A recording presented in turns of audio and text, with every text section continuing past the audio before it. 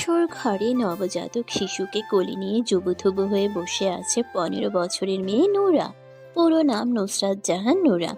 ওর কোলে শিশুটি পুত্র সন্তান। তখন থেকে ছেলেটি কেঁদে চলেছে, কিন্তু নূরা কিছুতেই কান্না বন্ধ করতে পারছে না।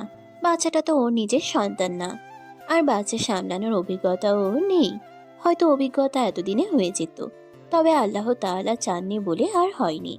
অতীত মনে হতেই চোখের কোণ বেয়ে উষ্ণ তরল গড়িয়ে পড়ে। বাচ্চাটার কান্না কিভাবে বন্ধ করবে? বিছানা থেকে নামার জন্য উদ্যত হতেই রুমে প্রবেশ ঘটে ওর বরের, আরশাদ চৌধুরী, যে কিনা গুনে গুনে ওর চেয়ে 16 বছরের বড়। লোকটার গলার স্বর গম্ভীর।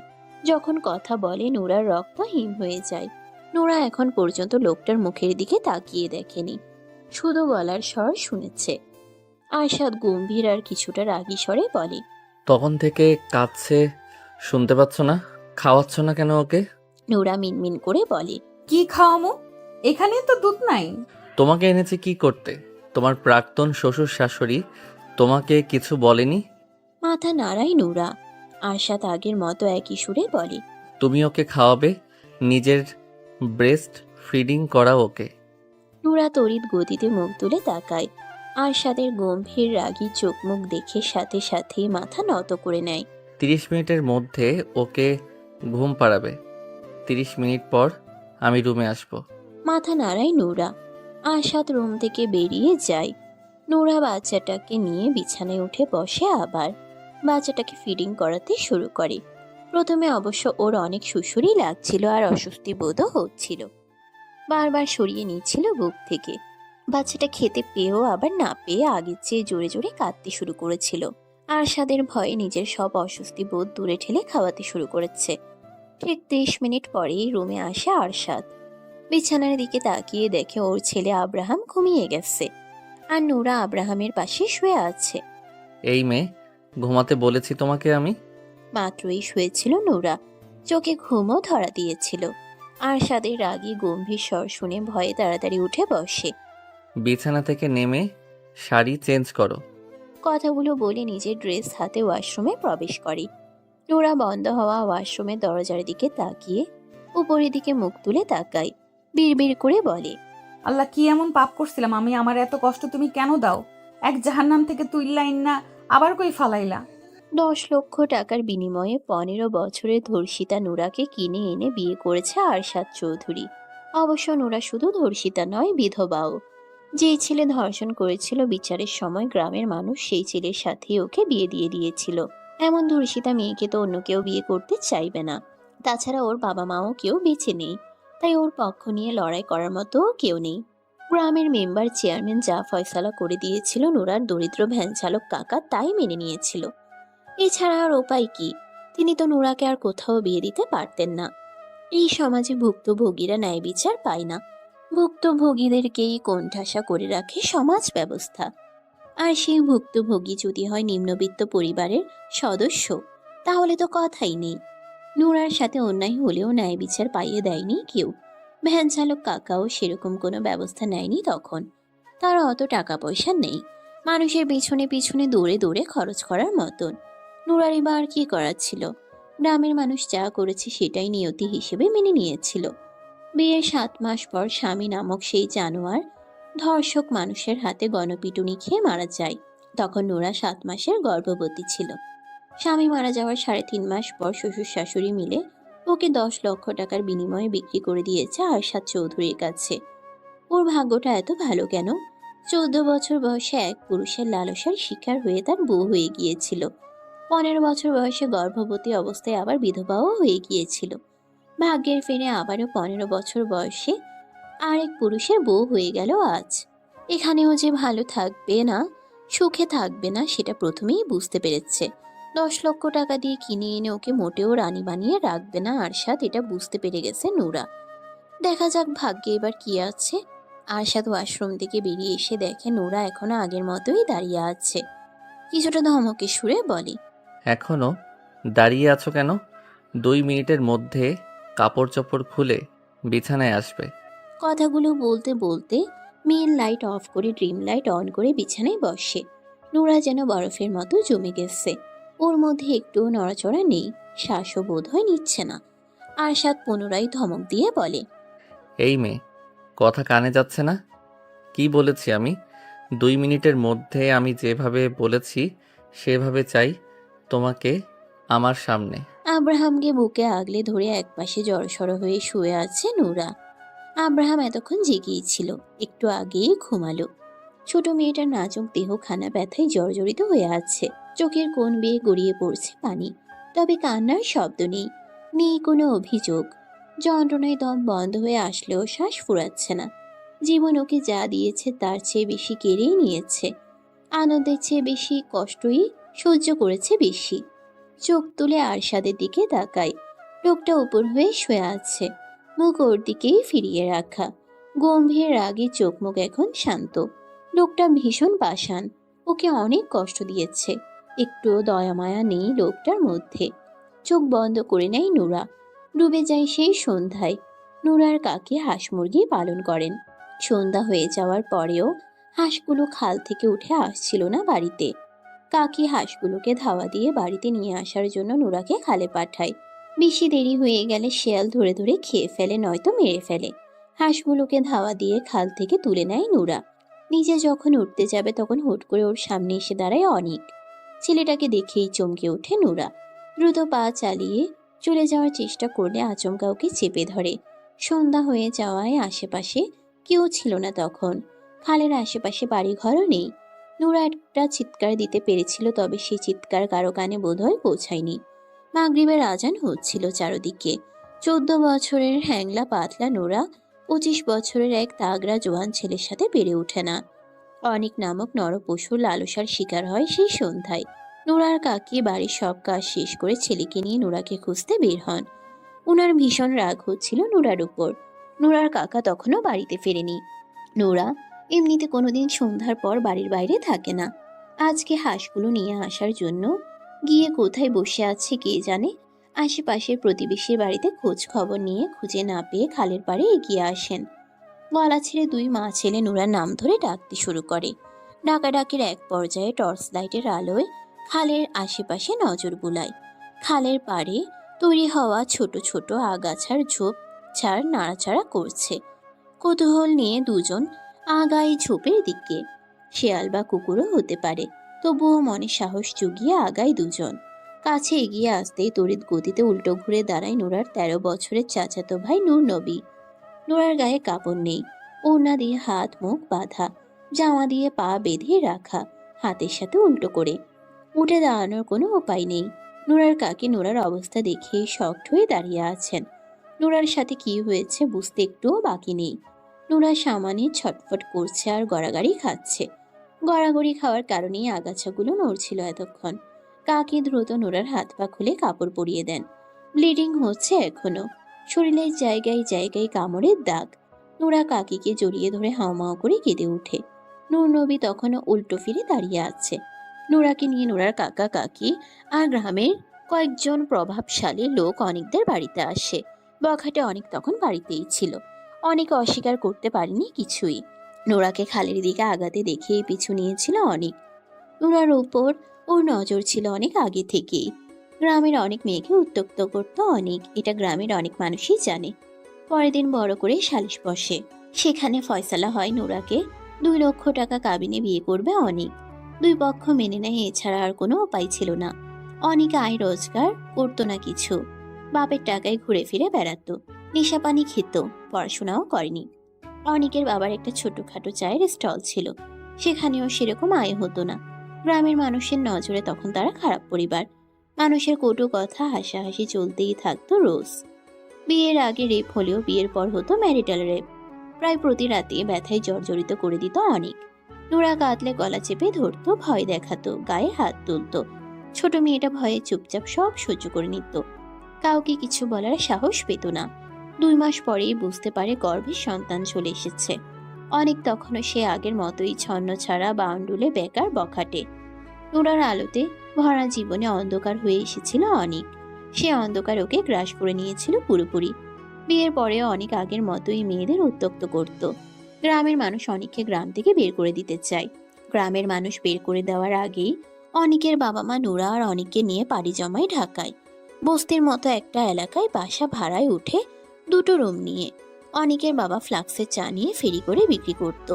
অনিককে জোর করে একটা রিক্সা ম্যানেজ করে দেন অনিকের বাবা অন্য একজনের মাধ্যমে। অনেক একদিন রিক্সা চালালে 3 দিন বসে থাকে। হাতে যে কয়েক টাকা থাকে সেগুলো দিয়ে বিড়ি সিগারেট গাঁজা খেয়ে শেষ করে। আবার 1 দিন 2 দিন চালায়। নুরা অনেককে কিছু বলার সাহস পেত না। নিজের কিছু প্রয়োজন হলেও মুখ ফুটে বলতে পারত না। অনেকের প্রতি ভালোবাসা বলতে ছিল না কিছুই ওর মনের মধ্যে।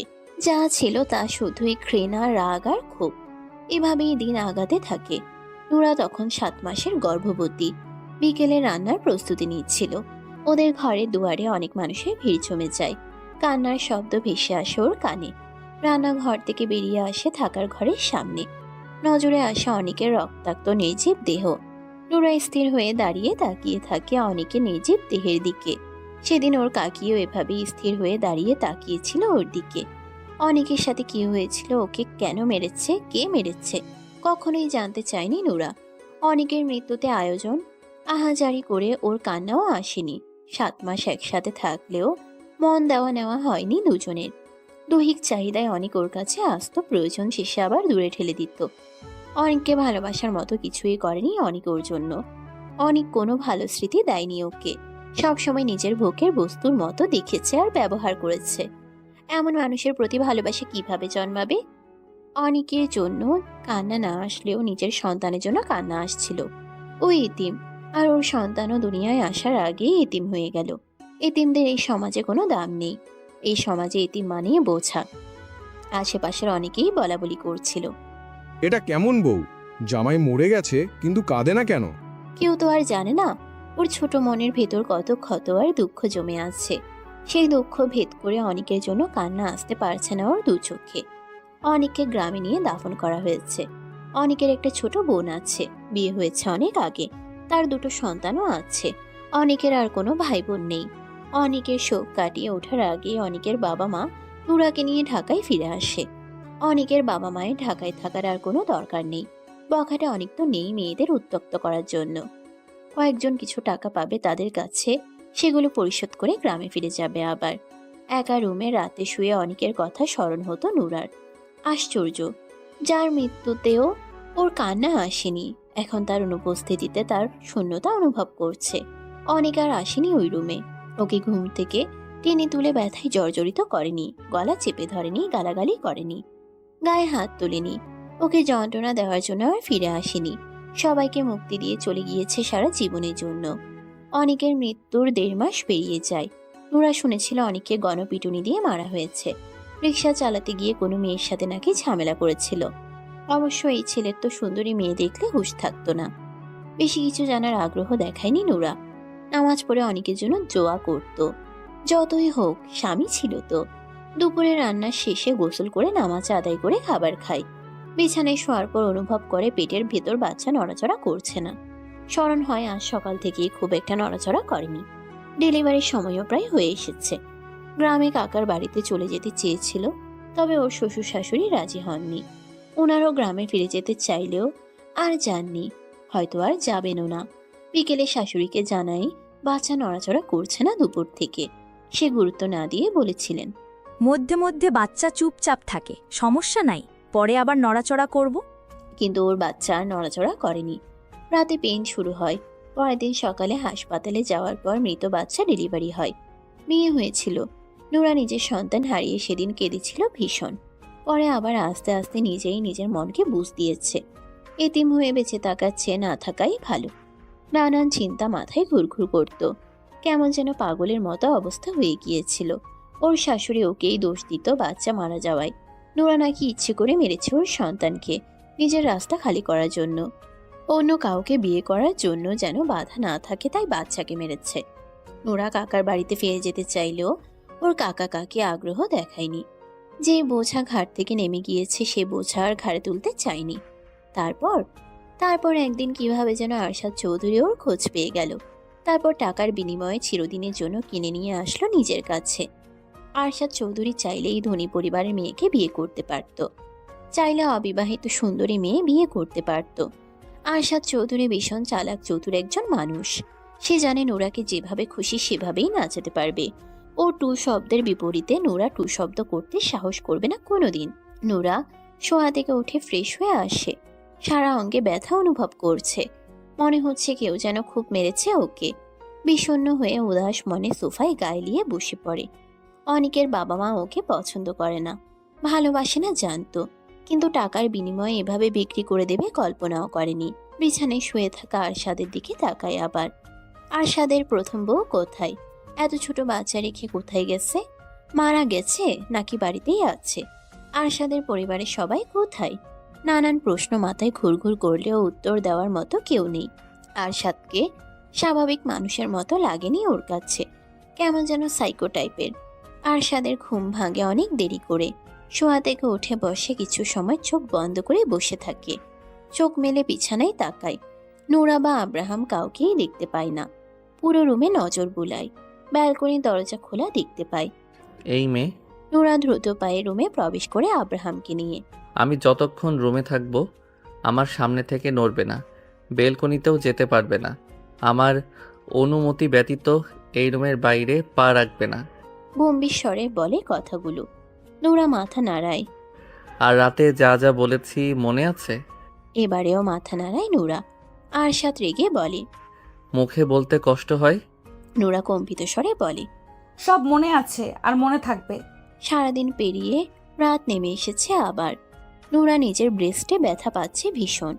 ব্রেস্ট মিল্ক জমা হয়ে টনটন করছে এখন। ব্রেস্ট মিল্ক বাড়ার জন্য আরশাদ ওকে কি কি ওষুধ যেন খাইয়েছে। তারপর ভালো মন্দ অনেক খাবারও খাইয়েছে। আরশাদ রুমে এসে দেখে নোরা বসে আছে আব্রাহামের পাশে। ওর কড়া নিষেধাজ্ঞা আছে। ও রুমে না আসা পর্যন্ত নোরা শুতে পারবে না। ওর জন্য নোরাকে অপেক্ষা করতে হবে রোজ রাতে। খাবার খেয়েছে দুজনেই। ঘন্টা খানিক আগে আরশাদ রুম থেকে বেরিয়েছিল। আরশাদ ফ্রেশ হয়ে আসে। বিছানায় উঠে শুতে শুতে গম্ভীর স্বরে বলে। এদিকে আসো। নোরা ভয়ে ভয়ে কিছুটা এগিয়ে আসে। আরশাদ ওকে চিৎ করে শুয়ে নিজে উপরে উঠে যায়। বক্ষে মুখ গুজতেই নোরার মুখ দিয়ে আহ শব্দ বেরিয়ে আসে ব্যথায়। আরশাদ মুখ তুলে তাকায়। রাগী গলায় বলে। কোনো রকম শব্দ করতে নিষেধ করেছে কিনা? নোরা ভয়ে ভয়ে কম্পিত স্বরে বলে। বুকে অনেক ব্যথা পাচ্ছি, ব্যথায় টনটন করছে এখন। আয়শাদ চোখ নামিয়ে বুকের দিকে নজর বুলায়। নোরা কিছু বুঝে ওঠার আগেই ডান হাত তুলে চাপ প্রয়োগ করে। প্রচণ্ড ব্যথায় আর্তনাদ বেরিয়ে আসে নোরার মুখ দিয়ে। আরশাদ রেগে চিবিয়ে চিবিয়ে বলে। এই মেয়ে, সাউন্ড করতে নিষেধ করেছি আমি? নোরা কেঁদে ফেলে। জড়ানো গলায় বলে। আপনি এমন করছেন কেন? আমি ব্যথা পাচ্ছি, আজকে ছেড়ে দিন আমাকে, আমি সহ্য করতে পারবো না আর। সাইকো পাষাণ পুরুষ কানে তোলে না নোরার কথা। নিজের ডান হাতের দিকে তাকিয়ে দেখে ব্রেস্ট মিল্ক দিয়ে হাত ভিজে গেছে। পুনরায় হাত বাড়াতে হাতটা চেপে ধরে নোরা। কেঁদে কেঁদে বলে। প্লিজ দয়া করুন আমাকে। দয়া? দয়া করার জন্য তো আনিনি। আমি যেভাবে খুশি থাকব, আনন্দ পাবো, আমার ভালো লাগবে, আমি তাই করব। জীবনে স্যাক্রিফাইস, কম্প্রোমাইজ অনেক করেছি, কিন্তু তার বিনিময়ে তো কেউ আমার উপর দয়া করেনি। আমি কেন করব? হাত ছাড়ো বলছি, নয়তো ভালো হবে না তোমার জন্য। ভয়ে হাত ছেড়ে দেয় নোরা। ওর পুরো শরীর কাঁপতে শুরু করেছে। একদম এই ন্যাকা কান্না কাঁদবে না। প্লিজ আজকে রাতটা ছেড়ে দিন আমাকে। প্রশ্নই আসে না। সকালে নোরার ঘুম ভাঙে একটু দেরি করে। ঘুম থেকে উঠে দেখে আরশাদ নেই বিছানায়। আব্রাহাম গভীর ঘুমে রয়েছে। বিছানা ছেড়ে নেমে দাঁড়ায়। রাতে অনেক ভয় পেয়ে গিয়েছিল, কিন্তু আরশাদ ওর সাথে কিছু করেনি আর। ওর কান্না দিকে ছেড়ে দিয়েছিল। পরে আর রাগারাগিও করেনি। আব্রাহাম রাতে অনেকক্ষণ জেগেছিল। ঘুম ঘুম চোখে আব্রাহামকে কোলে নিয়ে বসেছিল নোরা। আর এই কারণেই সকালে ঘুম থেকে উঠতে দেরি হয়ে গেছে। বাথরুমে দরজার কাছে আসতেই বুঝতে পারে ভেতরে আরশাদ রয়েছে। ভেতর থেকে দরজা বন্ধ আর পানি পড়ার শব্দ পাওয়া যাচ্ছে। সরে এসে ড্রেসিং টেবিলের সামনে দাঁড়ায়। উস্কো খুস্কো ড্যামেজ চুলগুলোর খোপা খুলে চুল আঁচড়ে নেয়। পেছন ফিরতেই দেখে আরশাদ কোমরে টাওয়াল পেঁচিয়ে দাঁড়িয়ে আছে। আরশাদের গম্ভীর চোখমুখ দেখেই নোরা শুকনো ঢোক গিলে নেয়। হৃদয় স্পন্দন বেড়ে গেছে। ভয়ে বুকের ভেতর ধুকপুক করছে।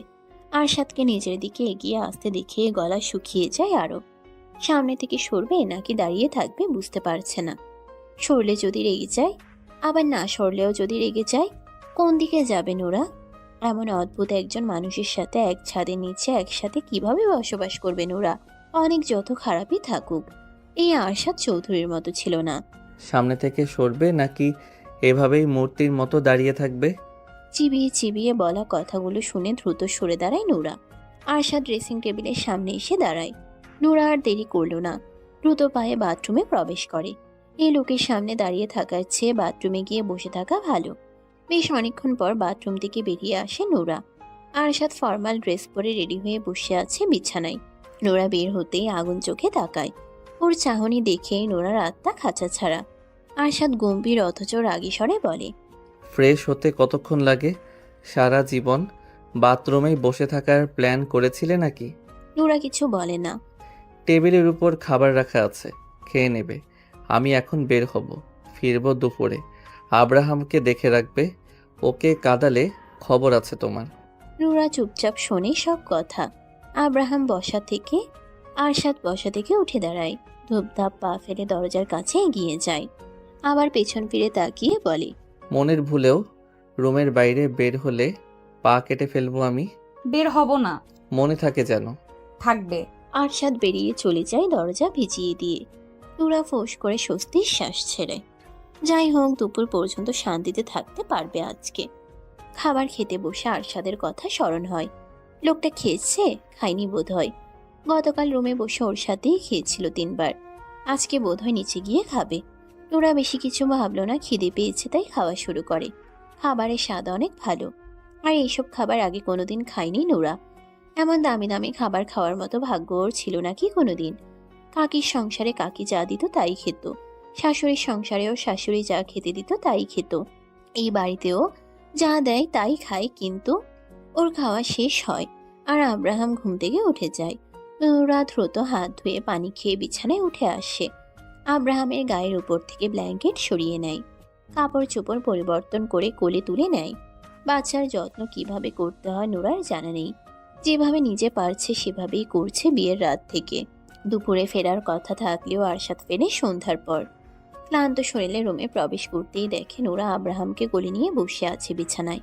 নোরা একবার চোখ তুলে তাকিয়ে সাথে সাথেই চোখ নামিয়ে নেয় আবার। আরশাদকে ভীষণ ক্লান্ত দেখাচ্ছে। সারাদিন কি খায়নি নাকি? আরশাদ দুজনের দিকে তাকিয়ে থাকে কিছু সময়। মুখে কিছু না বলে হাতের ঘড়ি খুলে গায়ের শার্ট খুলে ফেলে। পকেট থেকে ফোন আর ওয়ালেট বের করে বেড খুলে রেখে দেয়। টাওয়ালটা হাতে নিয়ে ধূপধাপ পা ফেলে বাথরুমে প্রবেশ করে। এখান থেকে এখানে একটু আস্তে ধীরেও তো যাওয়া যায়। বেশ সময় নিয়ে গোসল করে বাথরুম থেকে বের হয় আরশাদ। ক্লান্ত চোখ মুখ এখন একটু সতেজ লাগছে। ট্রাউজার পরে বিছানার কাছে এগিয়ে আসে। নোরার সামনে বসতেই নোরার শ্বাস প্রশ্বাস বন্ধ করে নেয়। শ্বাস নেওয়ার শব্দ শুনে যদি রেগে যায়। নিজের বলিষ্ঠ হাত দুটো বাড়িয়ে নোরার কোল থেকে আব্রাহামকে নিজের কোলে তুলে নেয় আরশাদ। নোরা ভয়ে ভয়ে একটু পিছিয়ে যায়। আরশাদ চোখ তুলে তাকাতেই স্থির হয়ে বসে রইল আবার। আরশাদ ছেলের গায়ের জামা তুলে ভালোভাবে খেয়াল করে। নোরার দিকে তাকিয়ে বরাবরের মতো গম্ভীর স্বরে বলে, ওর গায়ে বেবি ওয়েল দিয়ে দাওনি? দুপুরে গোসল করানোর পরে দিয়েছিলাম। তারপর আর দাওনি না। কেন? জোরে কথা শুনে চমকে ওঠে নোরা। ভয়ে ভয়ে আরশাদের মুখের দিকে তাকিয়ে সাথে সাথে মাথা নত করে নেয় আবার। কম্পিত স্বরে বলে, দুপুরে দিছিলাম, এই জন্যই আর দেই নাই। এই ভাষায় আমার সামনে কথা বলতে নিষেধ করেছিলাম আমি। ভুল হয়ে গেছে, আর বলবো না। এক ভুল কতবার হয়? আর হবে না। ওয়েল মেসেজ করনি কেন? ত্বক কেমন খসখসে হয়ে গেছে, চোখে দেখনি? কিভাবে বাচ্চার যত্ন নিতে হয় জানো না? না। এর আগে কোনো বাচ্চার যত্ন নাওনি? না। কাউকে নিতেও দেখনি? না। ওর পুরো শরীর ওয়েল ম্যাসাজ করো এখনই। বিছানায় শুয়ে দেয় আব্রাহামকে। নোরা বেবি অয়েলের বোতল নিয়ে আসে। আব্রাহামের গায়ের পোশাক খুলে অয়েল ম্যাসাজ করতে শুরু করে। এটা কিভাবে করছো? কিভাবে করব? কিচ্ছু পারো না দেখছি। নোরা চুপ হয়ে থাকে। আরশাদ দেখিয়ে দেয় কিভাবে কিভাবে অয়েল ম্যাসাজ করতে হবে। ডক্টরের কাছ থেকে বেবিকে অয়েল ম্যাসাজ কিভাবে করতে হবে তা শিখেছিল আরশাদ। তোমার তো কেউ নেই তাই না? নোরা মুখ তুলে তাকায়। পুনরায় অয়েল ম্যাসাজ করতে করতে বলে, কাকা কাকি আর 2 কাকাতো ভাই বোন আছে। তোমার বাবা মায়ের কি হয়েছিল? ঘরে আগুন লেগে মারা গিয়েছিল। তখন তুমি কতটুকু ছিলে? 3-4 বছরের মনে হয়। তুমি বাঁচলে কিভাবে? নোরা মুখ তুলে তাকায় আবার। ও, আমাদের ছনের ঘর আসিল। উপরের চাল আসিল টিনের আর বেড়া আসিল ছনের। ওই দিন আমি দাদির কাছে ছিলাম। আব্বা আম্মা ঘরে ঘুমিয়েছিল। রাতে কেমনে জানি আগুন ধরে যায়, আর আব্বা আম্মা বের হতে পারে নাই। আগুনে পুইরা মুইরে গেছে। আরশাদ আর কোনো প্রশ্ন করে না, চুপচাপ থাকে কিছুক্ষণ, তারপর আবার বলে। তুমি প্রেম করে বিয়ে করেছিলে তাই না? চমকিত নয়নে তাকায় নুরা। কথা বলছো না কেন? এ কথা আপনারে কে বলছে? আমার সামনে শুদ্ধ ভাষায় কথা বলতে বলেছি। এইসব আঞ্চলিক ভাষায় কথা বলবে না আমার সামনে। প্রেম করে বিয়ে করেছি কে বলেছে আপনাকে? অ্যারেঞ্জ ম্যারেজ ছিল? না। Love marriage? না। অ্যারেঞ্জ ম্যারেজ না, আবার লাভ ম্যারেজও না, তাহলে বিয়ে হয়েছিল কিভাবে? নুরা চুপ হয়ে থাকে। ও মোটেও এসব কথা মুখ দিয়ে বের করতে চায় না। তেলের বোতল রেখে আব্রাহামকে পাতলা গেঞ্জি পরিয়ে দেয়, নরম কাপড়ে আচ্ছাদিত করে কোলে তুলে নেয়। আমি কিছু জিজ্ঞেস করেছি, উত্তর দাও। আপনি পুরনো কথা কেন শুনতে চাইছেন? বলো তুমি। নুরা বুঝতে পারছে না বলে আর উপায় নেই, বলতেই হবে।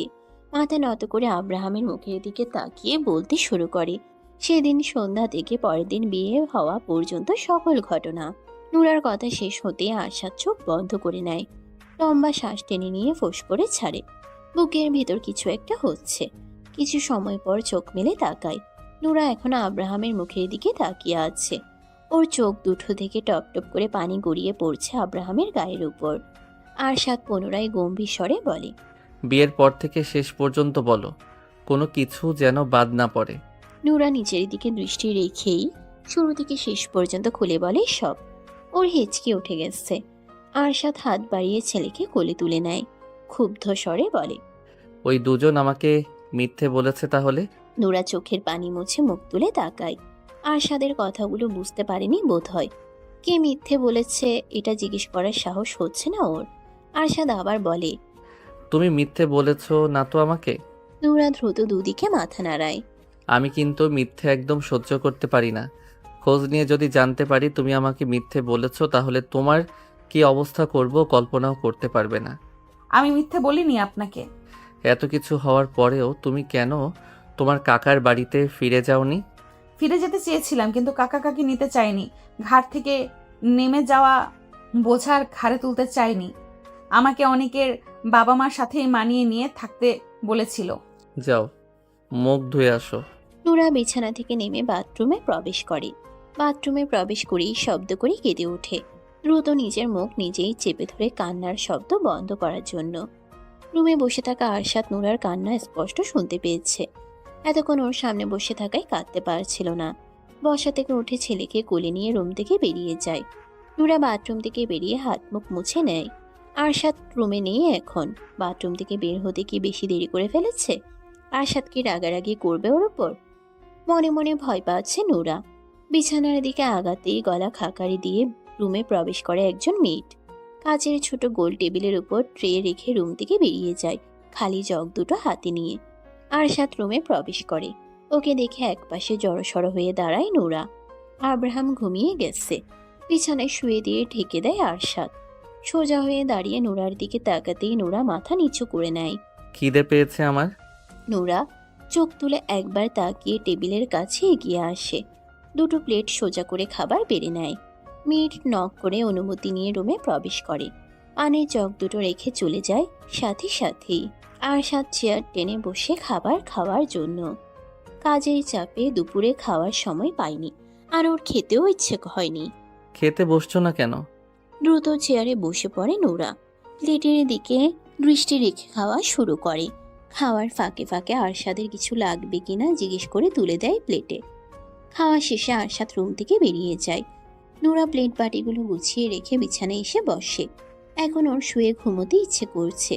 দুর্বল শরীর থাকায় অলসতা ভর করেছে খাওয়ার সাথে সাথেই। 10টার পর রুমে ফিরে আসে আরশাদ। বিছানার দিকে তাকিয়ে দেখে নুরা ঘুমে দুলছে রীতিমতো। চোখ দুটো অনেক কষ্টে মেলে রেখেছে। দরজা লাগিয়ে ফ্রেশ হয়ে এসে পানি খায়। রুমের মেইন লাইট অফ করে ড্রিম লাইট অন করে, তারপর বিছানায় উঠে বসে। আরশাদকে রুমে ফিরে আসতে দেখে নুরার ঘুমটুম সব পালিয়ে গেছে। আমার দিকে ঘুরে বসো। আরশাদের রাশভারী গম্ভীর স্বর শুনে নুরার ভিতর পর্যন্ত কেঁপে ওঠে। এতটা গম্ভীর হয়ে কেউ কিভাবে কথা বলতে পারে? নুরা ঘুরে বসে। আরশাদ আব্রাহামের দিকে দেখিয়ে বলে, ওর নাম কি? আব্রাহাম চৌধুরী। ওর বাবার নাম? নুরা মুখ তুলে তাকায়। এমন অদ্ভুত প্রশ্নগুলো কেন করছে ওকে? ওর বাবার নাম কি? আরশাদ চৌধুরী। ওর মায়ের নাম? নোরা এবার আর কিছু বলতে পারে না। আব্রাহামের মায়ের নাম তো ওর জানা নেই। ও তো শুধু আব্রাহাম আর আরশাদের নাম শুনেছিল, তাছাড়া আর কারো নাম জানে না এই বাড়ির। আরশাদের বাবার নামটাও ভুলে গেছে। কিছু জিজ্ঞেস করেছি আমি? নোরা চুপ হয়ে থাকে। আরশাদের মেজাজ আরও গরম হতে শুরু করে। চিবিয়ে চিবিয়ে বলে, আব্রাহাম কি হয় তোমার? নোরা ভয় পেলেও চুপ হয়ে আছে। কি বলবে মাথায় আসছে না কিছু। ভয়ে বোধ বুদ্ধি লোপ পেয়েছে। আমি কে হই তোমার? স্বামী। তাহলে আমার ছেলে কি হবে তোমার? ছেলে। ও কার পেট থেকে হয়েছে? নোরা আবার চুপ হয়ে থাকে।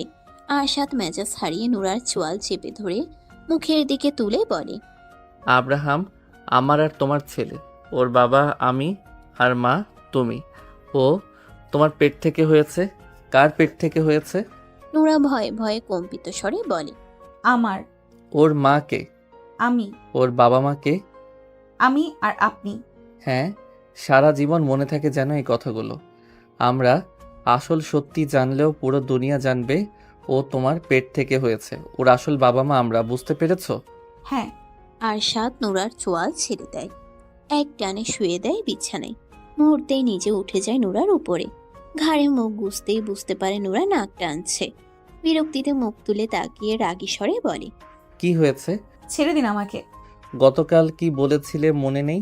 বুকে ব্যথা পাচ্ছি। কথা বলতে বলতে কেঁদে ফেলে নোরা। নোরার কান্না দেখে ওর বুকের উপর থেকে নেমে আসে আরশাদ। বিরক্তি নিয়ে বলে, ফ্যাস ফ্যাস করে কাঁদা বন্ধ করো, নয়তো মুখের ভেতর কাপড় গুজে দিব। নোরা আব্রাহামের দিকে ফিরে শোয়। কান্না গিলে নেয় দ্রুত। চোখ দিয়ে গল গল করে পানি ছড়লেও মুখ দিয়ে শব্দ বের হচ্ছে না তার। একটু পর পর শুধু শরীর ঝাঁকিয়ে দিচ্ছে। আরশাদ রাগী স্বরে বলে, আমি ওই দিকে ফিরতে বলেছি। নোরা দ্রুত চিত হয়ে শোয়। আবার জড়িয়ে ধরো। নোরা আগের মতোই শুয়ে থাকে। আরশাদ আগের চেয়েও বেশি রেগে চিবিয়ে চিবিয়ে বলে, কি বলেছি কানে যাচ্ছে না? স্পেশাল ভাবে শোনাতে হবে? এক কথা কতবার বলতে হয়? নোরা আরশাদের শরীর ঘেঁষে এসে কাঁধ হয়ে জড়িয়ে ধরে। আরশাদ নিজেও কাঁধ হয়ে চার হাত পা দিয়ে পেঁচিয়ে ধরে নোরাকে। নোরার হ্যাংলা পাতলা দেহখানা আরশাদের বলিষ্ঠ দেহের অর্ধেক। কথায় কথায় কান্না করা মানুষ আমার একদমই পছন্দ নয়। আমার সামনে কেঁদে কেঁদে আমার মেজাজ গরম করবে না একদম। নোরা কিছু বলে না। ওর ইচ্ছে করছে আরশাদকে নিচের কাছ থেকে ঠেলে সরিয়ে দিতে।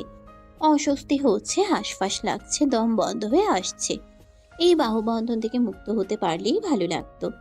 সময় গড়ানোর সঙ্গে সঙ্গে নোরা ঘুমিয়ে যায় আরশাদের বুকে মুখ গুজে। আরশাদের বাহুবন্ধনে জড়সড় হয়ে ওর বুকের সাথে মিশে আছে নোরা। আরশাদের চোখে ঘুম নেই আজ। অবশ্য অনেকগুলো দিন ধরেই ওর চোখে ঘুম নেই সেভাবে। গত রাতে ঘুমটা একটু ভালো হয়েছিল। আরশাদ প্রথম বিয়ে করেছিল 25 বছর বয়সে। পড়াশোনা শেষ করেই বিয়েটা করেছিল বাবা মায়ের পছন্দে।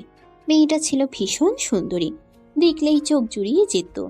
বউকে সে অনেক ভালোবাসতো আরশাদ। নিজের সবটা দিয়ে ভালোবেসেছিল, অন্ধের মতো বিশ্বাস করত। বিয়ের 3 বছর পেরিয়ে যাওয়ার পরেও বাচ্চা হচ্ছিল না। 3 বছর পর থেকেই বিভিন্ন ডাক্তারের কাছে দৌড়াদৌড়ি শুরু করে দুজন। প্রথম প্রথম দুজনের একজনেরও কোনো রকম সমস্যা ধরা পড়তো না। এভাবেই আরো 2 বছর পেরিয়ে যায়। বাড়ির সবাই বাচ্চার জন্য পাগল হয়ে গিয়েছিল, সাথে আরশাদ নিজেও। আবার পরীক্ষা নিরীক্ষা করার পর জানা যায় আরশাদ কোনোদিন বাবা হতে পারবে না। সমস্যা ওর নিজের, ওর বউয়ের কোনো সমস্যা নেই। আরো কয়েকটা হসপিটালে গেলে একই কথা বলে। আরশাদ পুরোপুরি ভেঙে পড়ে। খাওয়া দাওয়া ঘুম সব বাদ। বাড়ির সবাই ওকে সান্ত্বনা দেওয়ার চেষ্টা করতো, ওকে বোঝাতো। কিন্তু ওর বউ, সে কখনো ওকে সান্ত্বনা দিত না, ওকে বোঝানোর চেষ্টা করতো না। আরশাদ ভেঙে পড়লেও ওর বউ ছিল স্বাভাবিক, যেন কিছুই হয়নি। এভাবে আরো অনেকগুলো দিন পেরিয়ে যায়। আরশাদ তখন পুরোপুরি ভঙ্গুর, ডিপ্রেশন হতাশায় ডুবে আছে। বাবা হতে না পারাটা ওর কাছে সবচেয়ে বড় হার। এই জীবন যেন পুরোটাই বৃথা। একদিন দুপুরবেলা আরশাদ শুয়েছিল বিছানায়। ওর বউ শাইলা গোসল করার জন্য বাথরুমে প্রবেশ করে। একটু পরেই ফোন কেঁপে ওঠে। সাইলেন্ট করা রয়েছে ফোনটা। ফোন হাতে নিয়ে দেখে নাম্বার সেভ করা নেই। শায়লার ফোন দেখে আর রিসিভ করে না আরশাদ। পরপর দুবার রিং বেজে কেটে যায়। আবার গলা আসতেই রিসিভ করে কানে ধরে। কিছু বলার আগে অপর পাশ থেকে ভেসে আসে পুরুষালী গলার স্বর। কথা বলতে গিয়েও থেমে যায় আরশাদ। অপর পাশ থেকে কিছুক্ষণ বকবক করে সারা শব্দ না পেয়ে কল কেটে দেয়। আরশাদ ফোনের লক খুলে হোয়াটসঅ্যাপে প্রবেশ করে। বিয়ের এতগুলো বছর সেদিন প্রথম বউয়ের ফোন ঘাটাঘাটি করে আরশাদ। আর যা জানতে পারে তাতে ওর পুরো দুনিয়া ওলট পালট হয়ে যায়। নিজের চোখেও যেন বিশ্বাস করতে পারছিল না। রীতিমতো ওর শরীরে কম্পন সৃষ্টি হয়ে যায়। ওর শ্বাস নিতেও কষ্ট হচ্ছিল তখন। যাকে এত ভালোবাসলো, যার জন্য এত কিছু করলো, শেষ পর্যন্ত সে ওকে এভাবে ঠকালো, ওর সাথে এত বড় প্রতারণা করলো। দিনের পর দিন ওর বিশ্বাসের সুযোগ নিয়ে ওকে ঠকিয়ে গেল। আর ও বুঝতেই পারেনি ভালোবেসে কতটা অন্ধ হলে এভাবে চোখ বন্ধ করে কেউ বিশ্বাস করে। শায়লার আচরণে সন্দেহ করার মতো অনেক কিছু ছিল, তবে ভালোবাসে অন্ধ হয়ে থাকার কারণে সেসব চোখে পড়েনি আগে। শায়লা বাথরুম থেকে বেরিয়ে দেখে আরশাদ ওর ফোন হাতে নিয়ে বিছানায় বসে আছে চুপচাপ। রাগে চোখ মুখ ভয়ঙ্কর দেখাচ্ছে। শায়লা ভয় পেয়ে যায় ওর চোখ মুখ দেখে। এর আগে কোনোদিন আরশাদকে এমন রূপে দেখেনি। আরশাদ ভীষণ রাগী মানুষ, শায়লা জানে, তবে ওর সাথে কোনোদিন উঁচু গলায় কথা বলেনি এখন পর্যন্ত। শায়লাকে দেখে ফোন হাতে নিয়েই বিছানা থেকে নেমে দাঁড়ায় আরশাদ। চুপচাপ দাঁড়ায় সামনে। ফোন শায়লার মুখের দিকে ধরে গম্ভীর স্বরে বলে, এগুলো কি? শায়লা চুপ করে থাকে। ওর গলা শুকিয়ে গেছে, মুখ দিয়ে কোনো কথা বের হচ্ছে না। আরশাদ খপ করে শায়লার গলা চেপে ধরে বাম হাতে। শায়লার মনে হচ্ছে গলার হাড়গুলো বোধহয় এখনই মটমট করে ভেঙে যাবে। গলা চেপে ধরে রেখে দেওয়ালের সাথে ঠাস করে চেপে ধরে। মাথায় আঘাত পেয়ে চিৎকার করে ওঠে শায়লা। আরশাদের হাত সরিয়ে দেওয়ার চেষ্টা করে দ্রুত। আরশাদ ক্ষুব্ধ হয়ে বলে, কেন করলি আমার সাথে এরকম? তোর জন্য কি করিনি আমি? কোন জিনিসটা দেইনি তোকে? তোকে কম ভালোবেসেছিলাম? বল, কেন করলি আমার সাথে এরকম? শায়লা কিছু না বলে আরশাদের হাত সরানোর চেষ্টায় ব্যস্ত। ভালো যদি নাই বাসিস তাহলে বিয়ে করেছিস কেন? বল, কেন বিয়ে করেছিস? কেন অভিনয় করলি আমার সাথে? বিয়ের আগে যখন বারবার জিজ্ঞেস করলাম তখন মিথ্যে কেন বলেছিলি? মুখ খোল, নয়তো তোকে জানে মেরে ফেলবো আজ। আরশাদের চিৎকারে বাড়ির সবাই উপস্থিত হয়ে গেছে ওর রুমে। যেভাবে শায়লার গলা চেপে ধরে আছে, এভাবে আরেকটু সময় থাকলে শায়লা মারা যাবে। যাকে পাগলের মতো ভালোবাসে তাকে এভাবে মারার কারণ কেউ বুঝতে পারছে না। সন্ধ্যার পরপর বাড়িতে প্রবেশ করে আরশাদ। দুপুরের আগে হিতাহিত জ্ঞান হারিয়ে শায়লাকে মেরে ধরে ফেলে রেখে বাড়ি থেকে বেরিয়ে গিয়েছিল নিজের আগের সব রিপোর্টগুলো নিয়ে। শায়লাকে কেন মেরেছে, শায়লা কি করেছে, কাউকে কিছু বলেনি। কারো কোনো প্রশ্নের উত্তরও দেয়নি। ওর এমন খ্যাপা রাগ দেখে কেউ বেশি কিছু জিজ্ঞেস করার সাহসও করেনি। হসপিটালে গিয়ে আগে ডক্টর দেখিয়েছে। নতুন রিপোর্ট দেখে ডক্টর জানিয়েছেন আরশাদের কোনো সমস্যা নেই, ও বাবা হতে পারবে। আগের সব রিপোর্ট ফেক। হসপিটাল থেকে বেরিয়ে গিয়েছিল থানায়। যতজন ডক্টর এর আগে ওকে মিথ্যে বলেছিল আর ফেক রিপোর্ট বানিয়েছিল, প্রমাণ দেখিয়ে সকলের নামে মামলা করেছে। শায়লার নামেও মামলা করেছে। এসব কিছু করতে করতেই সন্ধ্যা হয়ে গেছে। বাড়িতে ফিরে দেখে শায়লার বাবা মা ভাই চলে এসেছে ওদের বাড়িতে। সবাই ওর সাথে কথা বলার জন্য উদ্যত হলেও আরশাদ কারো কোনো কথা না শুনে সোজা নিজের রুমে চলে আসে। শায়লা শুয়েছিল বিছানায়। আরশাদের শক্ত হাত পায়ের মার খেয়ে অবস্থা খারাপ। আরশাদ শায়লার দিকে তাকিয়ে রাগে ফোঁস করতে শুরু করে। হাতের রিপোর্টগুলো বিছানার উপর রেখে শায়লার চুলের মুঠি ধরে বিছানা থেকে টেনে নামাতে নামাতে বলে, তুই আমার বিছানায় শুয়ে আছিস কেন? বের হ আমার রুম থেকে আর এই বাড়ি থেকে। তোর এই নোংরা আর গিরগিটি মার্কা চেহারা দেখাবি না আমাকে। আহ, আশাদ ব্যথা পাচ্ছি, চুল ছাড়ো আমার। শায়লার আর্তনাদ কান্না আরশাদের কানে পৌঁছায় না। রাগে যেন বধির হয়ে গেছে। থানা থেকে কিভাবে বাড়িতে ফিরেছে ও নিজেও জানে না।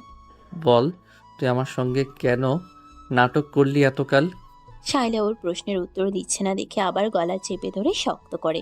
দম বন্ধ বন্ধ হয়ে যাবে তখন ছেড়ে দেয়। শায়লা দেওয়ালের সাথে ঘেঁষে বসে পড়ে, গলা ধরে। আরশাদ শায়লার সামনে বসে দুই পায়ের উপর ভর করে। শায়লার মুখ দুই হাতে আগলে ধরে পাগলের মতো বলে, তুই কেন আমার সাথে এমন করলি? তোর কি ক্ষতি করেছিলাম আমি? তোকে কখনো কষ্ট দিয়েছি আমি? তোর কোনো চাওয়া অপূর্ণ রেখেছি? তোকে অযত্নে রেখেছি? কোন জিনিসের অভাব হয়েছে বল? নিজের থেকেও বেশি ভালোবেসেছিলাম তোকে, আর তুই তার এই প্রতিদান দিলি। শাইলা চুপ করে থাকে। রাগে হিতাহিত জ্ঞান হারিয়ে শাইলার গালে ঠাটিয়ে চর বসিয়ে দেয় আরশাদ। আবার চর খেয়ে শাইলার নাক আর ঠোঁটের কোণ দিয়ে রক্ত বেরিয়ে আসে। শাইলার চুলের মুঠি ধরে আরো কয়েকটা চর লাগায় ঠাস ঠাস করে। গলা চেপে ধরে আবার। দেওয়ালের সাথে আবারও বাড়ি লাগে মাথায়। যার গায়ে ফুলের টোকাও লাগতে দেয়নি কখনো, আজ দুপুর থেকে নিজ হাতে তার গায়েই মারছে, লাগতে দিচ্ছে। আরশাদ যেন নিজের নিয়ন্ত্রণ হারিয়ে ফেলেছে। প্রাণপ্রিয় স্ত্রীর কাছ থেকে এত বড় আঘাত পেয়ে কিছুতেই নিজেকে সামলাতে পারছে না। আরশাদের গর্জন আর শাইলার কান্না শুনে বাড়ির সবাই আবারও উপরে উঠে এসেছে। আরশাদের ছোট ভাই এরশাদ এগিয়ে এসে আরশাদকে সরানোর চেষ্টা করে। আরশাদ ওকে এক ঝটকায় ফেলে দেয় নিচে। বাড়ির সবাই এগিয়ে এসে আরশাদকে টেনে সরিয়ে নেয়। আরশাদ সকলের কাছ থেকে নিজেকে ছাড়ানোর জন্য ধস্তাধস্তি করতে করতে গর্জন করে বলে, ছাড়ো আমাকে, ওকে আজকে আমি খুন করে ফেলবো। আরশাদের বাবা ছেলেকে শান্ত করার চেষ্টা করে বলেন, কি হয়েছে? তুমি এমন করছো কেন? শায়লা কি করেছে? এই মহিলা এতগুলো দিন ধরে আমাকে ঠকাচ্ছে। ওর উপরে এক আর ভেতরে আরেক। ও অন্য এক ছেলেকে ভালোবাসে বিয়ের আগে থেকেই। এখনও সেই ছেলের সাথে পরকীয়া কন্টিনিউ রেখেছে। আমার কোনো সমস্যা নেই। এই নষ্ট মহিলা ডাক্তারদের আগেই টাকা খাইয়ে রাখতো, সেজন্য ডাক্তাররা ফেক রিপোর্ট বানাতো আর মিথ্যে বলতো। এই জন্যই ও সবসময় ওর পরিচিত ডাক্তারদের কাছে যেতে চাইতো। পাগলের মতো কি বলছে সব? আমি পাগলই হয়ে গেছি এখন। ওকে খুন করব আমি, তবেই শান্তি পাবো। কোনো কিছু ভুল বোঝাবুঝি হয়েছে, মাথা ঠান্ডা করো আগে। আরশাদ সকলের কাছ থেকে নিজেকে ছাড়িয়ে নেয়। পকেট থেকে শাইলার ফোন বের করে একের পর এক পিক বের করে সকলকে দেখাতে শুরু করে। চ্যাট বক্সে থাকা সুশীল অশ্লীল চ্যাট বের করে দেখায় সকলকে। ভয়েস রেকর্ডগুলো শোনায়। ঘৃণায় সকলের চোখ মুখ পরিবর্তন হয়ে গেছে। শাইলার বাবা মা ভাই মাথা নিচু করে নিয়েছে। আরশাদ রাগে ফেটে পড়ছে। রাগের কারণে থরথর করে কাঁপছে ওর পুরো শরীর। পুনরায় শাইলার সামনে বসে বলে, কথা বলছিস না কেন? বল, কেন আমার সাথে এত বড় নাটক করলি? কেন আমার বিশ্বাস নিয়ে খেললি? আমাকে কেন ঠকালি? মুখ খোল, নয়তো তোর জিহ্বা টেনে ছিঁড়ে ফেলবো আমি। শাইলা কান্না করতে করতে নিচের দিকে তাকিয়ে বলতে শুরু করে, আমি বিয়ের আগে থেকে নিশানকে ভালোবাসি। আমাদের বিয়ের 1 মাস আগে ওর সাথে ব্রেকআপ হয়ে যায়। তাই জেদের বশে আমিও বিয়ে তো অমত করিনি। সব কিছু ঠিকঠাকই চলছিল। আমাদের বিয়ের 2 বছর পর নিশানের সাথে যোগাযোগ হয় আবার। নিশান নিজে থেকেই যোগাযোগ করেছিল। ও আমার লাইফে ফিরতে চাইছিল আবার। আমিও কেন যেন না করতে পারিনি। ফোনেই কথা হতো আমাদের। এর মধ্যে তুমি বাচ্চার জন্য পাগল হয়ে ওঠো। 3 বছর পরেও যখন বাচ্চা হচ্ছিল না, তখন ডক্টর দেখাতে শুরু করো। তখন আমি লুকিয়ে লুকিয়ে মেডিসিন নিতাম যেন বাচ্চা না হয়। এর মধ্যে আরও অনেক কিছু ঘটে যায়। নিশান আমাকে হসপিটাল আর ডক্টরের নাম বলে দিত আগেই। আমিও তোমাকে নিয়ে তাদের কাছেই যেতাম। আরশাদ শাইলার চোয়াল শক্ত করে চেপে ধরে চিবিয়ে চিবিয়ে বলে, এতই যখন ভালোবাসিস তাহলে যাসনি কেন? কেন এত নাটক করলি? তোকে তো সব রকম ফ্রিডম দেওয়া হয়েছিল, চাইলেই চলে যেতে পারতি। যাসনি কেন? শাইলা চুপ করে থাকে। আরশাদ আবার বলে, আমার টাকায় খাবি, পরবি আর অন্যের সঙ্গে রঙ্গলীলা করবি, তাই না? তুই কি ভেবেছিস তোর চালাকি আমি ধরতে পারবো না? আমি বুঝতে পেরে গেছি তুই কেন আমাকে ছেড়ে এখনো যাসনি। ওই বাড়িটার জন্য, তাই না? বাড়িটা তোর নামে লিখে দিলেই তুই আমাকে ছেড়ে চলে যেতি। কি আমি ঠিক বলছি না? শাইলা এবারেও চুপ করে থাকে। বিয়ের 1 বছর পরেই আরশাদ নিজেদের জন্য আলাদা একটা বাড়ি তৈরি করার সিদ্ধান্ত নেয়। বাড়িটা যেখানে হবে সেই জমি শহর থেকে একটু দূরে। বাড়ির কাজ শুরু করার পর আরশাদ সিদ্ধান্ত নেয় বাড়িটা শাইলাকে গিফট করবে। একদিন কথায় কথায় শাইলাকে বলে ফেলেছিল নিজের সিদ্ধান্ত। বাড়ির আনুমানিক খরচ কত হবে জিজ্ঞেস করায় আরশাদ জানিয়েছিল বাজেট 10 কোটি টাকা, এর কম বেশিও হতে পারে। শায়লা হিসেব করে দেখেছিল বাড়ির জমি সহ পুরো বাড়ির দাম প্রায় 20 কোটি টাকা। আর এই বাড়ির লোভী শায়লা এতগুলো দিন ধরে আরশাদের সাথেই আছে। বাড়িটা ওর নামে লিখে দিলেই আরশাদের কপালে লাথি দিয়ে চলে যাবে নিশানের কাছে। বাড়ির কাজ কমপ্লিট হয়। পুরো বাড়ি ফার্নিচার দিয়ে সাজানো হয় আরশাদের পছন্দসই। 1 মাস পর শায়লার জন্মদিন। সেদিনই বাড়িটা শায়লার নামে লিখে দিতে চেয়েছিল আরশাদ, কিন্তু তার আগে আজকে সবকিছু জানতে পেরে গেছে। ভাগ্যিস আগেই জানতে পারলো, নয়তো আরশাদের এত বছরের পরিশ্রম হাতিয়ে নিয়ে আরেকজনের হাত ধরে চলে যেত সুখী সংসার করার জন্য। আরশাদ গত 5 বছরে আলাদাভাবে যতটুকু আয় করেছিল সবটা খরচ করেছে বাড়ি করার পেছনে। বাবার বিজনেসের টাকা নিজের বাড়ির পেছনে খরচ করেনি। আরশাদ 6 বছরে বাবার বিজনেস অনেক দূর এগিয়ে নিয়ে এসেছে। দেশ পেরিয়ে বিদেশেও ছড়িয়ে পড়েছে ওদের বিজনেস। বাবার বিজনেস বাদেও নিজে আলাদাভাবে শেয়ারে বিজনেস চালু করেছে স্পেনে। পড়াশোনার জন্য সেখানে ছিল এবং বিজনেস পার্টনারদের সঙ্গে পরিচয় হয়েছিল।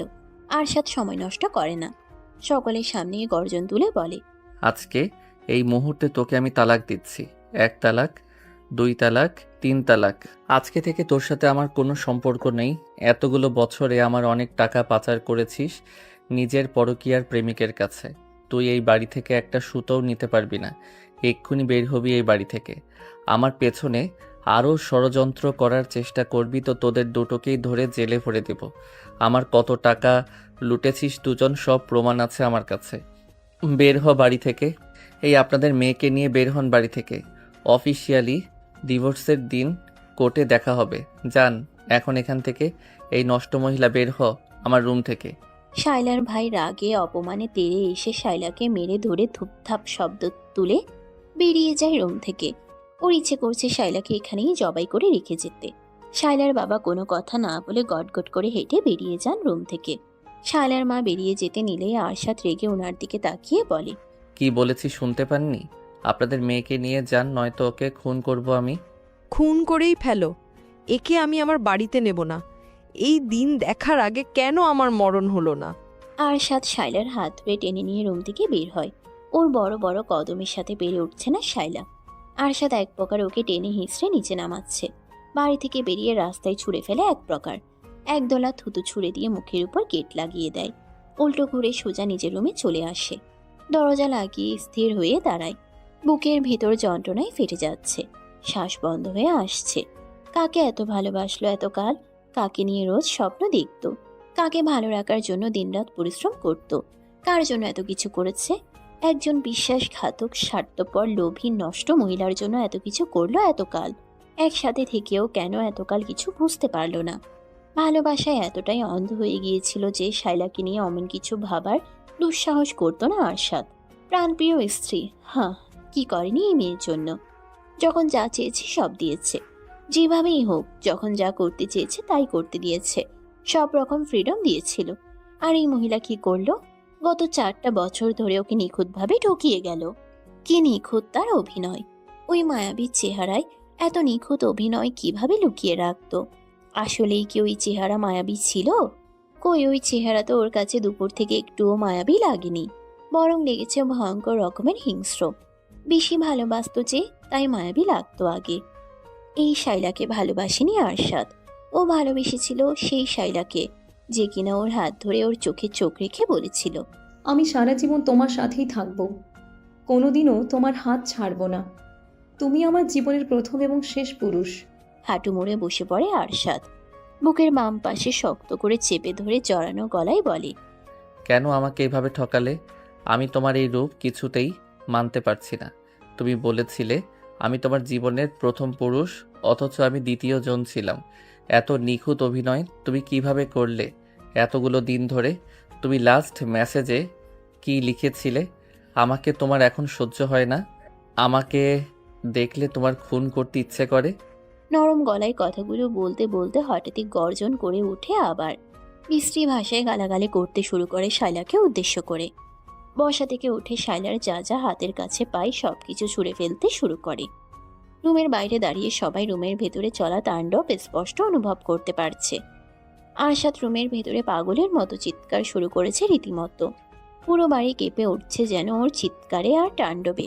1 সপ্তাহ পর আরশাদ আর শায়লার অফিসিয়ালি ডিভোর্স হয়। এই 1 সপ্তাহ পাগলের মতো কেটেছে আরশাদের। না ঠিক মতো খেয়েছে, না নিজের রুমে প্রবেশ করেছে, আর না অন্য কিছু করেছে। সারাদিন পাগলের মতো এদিক সেদিক ঘুরে বেরিয়েছে শুধু।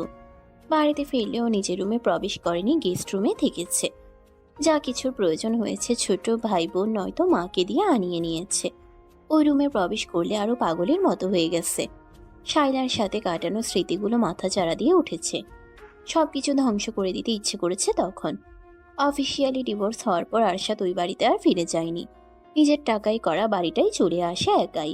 কারোর সাথে থাকতে ওর ভালো লাগছিল না। ওই বাড়িতে গেলেও দম বন্ধ হয়ে আসতো। পরিবারের সবাইকে এই বাড়িতে আসতেও নিষেধ করে দিয়েছে। ওকে ডিস্টার্ব করতে কেউ যেন এই বাড়িতে না আসে। ওর যখন ইচ্ছে হবে তখন নিজেই যাবে বাড়িতে। অবশ্য অফিসে গেলে রোজ দেখা হয় বাপ ভাইয়ের সাথে। ডিভোর্সের 15 দিন পর বেশ রাত করে অফিস থেকে ফিরছিল আরশাদ। ওর মনে শান্তি লাগছিল না। মাঝ রাস্তায় গাড়ি থামিয়ে নেমে দাঁড়ায় গাড়ি থেকে। পূর্ণিমার চাঁদের আলোয় রাস্তা পুরোপুরি পরিষ্কার। রাস্তা পুরোপুরি ফাঁকা। আশেপাশে একটা কুকুরও নেই। ওর ইচ্ছে করছে মরে যেতে। এভাবে আর বেঁচে থাকতে ইচ্ছে করছে না। গাড়ি ফেলে রেখে এলোমেলো ভাবে গন্তব্যহীন হাঁটতে শুরু করে। পাগলের মতো অবস্থা। কোথায় যাচ্ছে নিজেও জানে না। কিছু দূর হেঁটেই আরশাদের পা দুটো থেমে যায়। কানে ভেসে আসে নবজাতক শিশুর কান্না। আশেপাশে নজর বুলায়। এত রাতে এই ফাঁকা রাস্তায় বাচ্চা কাঁদছে কোথায়? কান্না অনুসরণ করে আগায়। এসে দাঁড়ায় ডাস্টবিনের পাশে।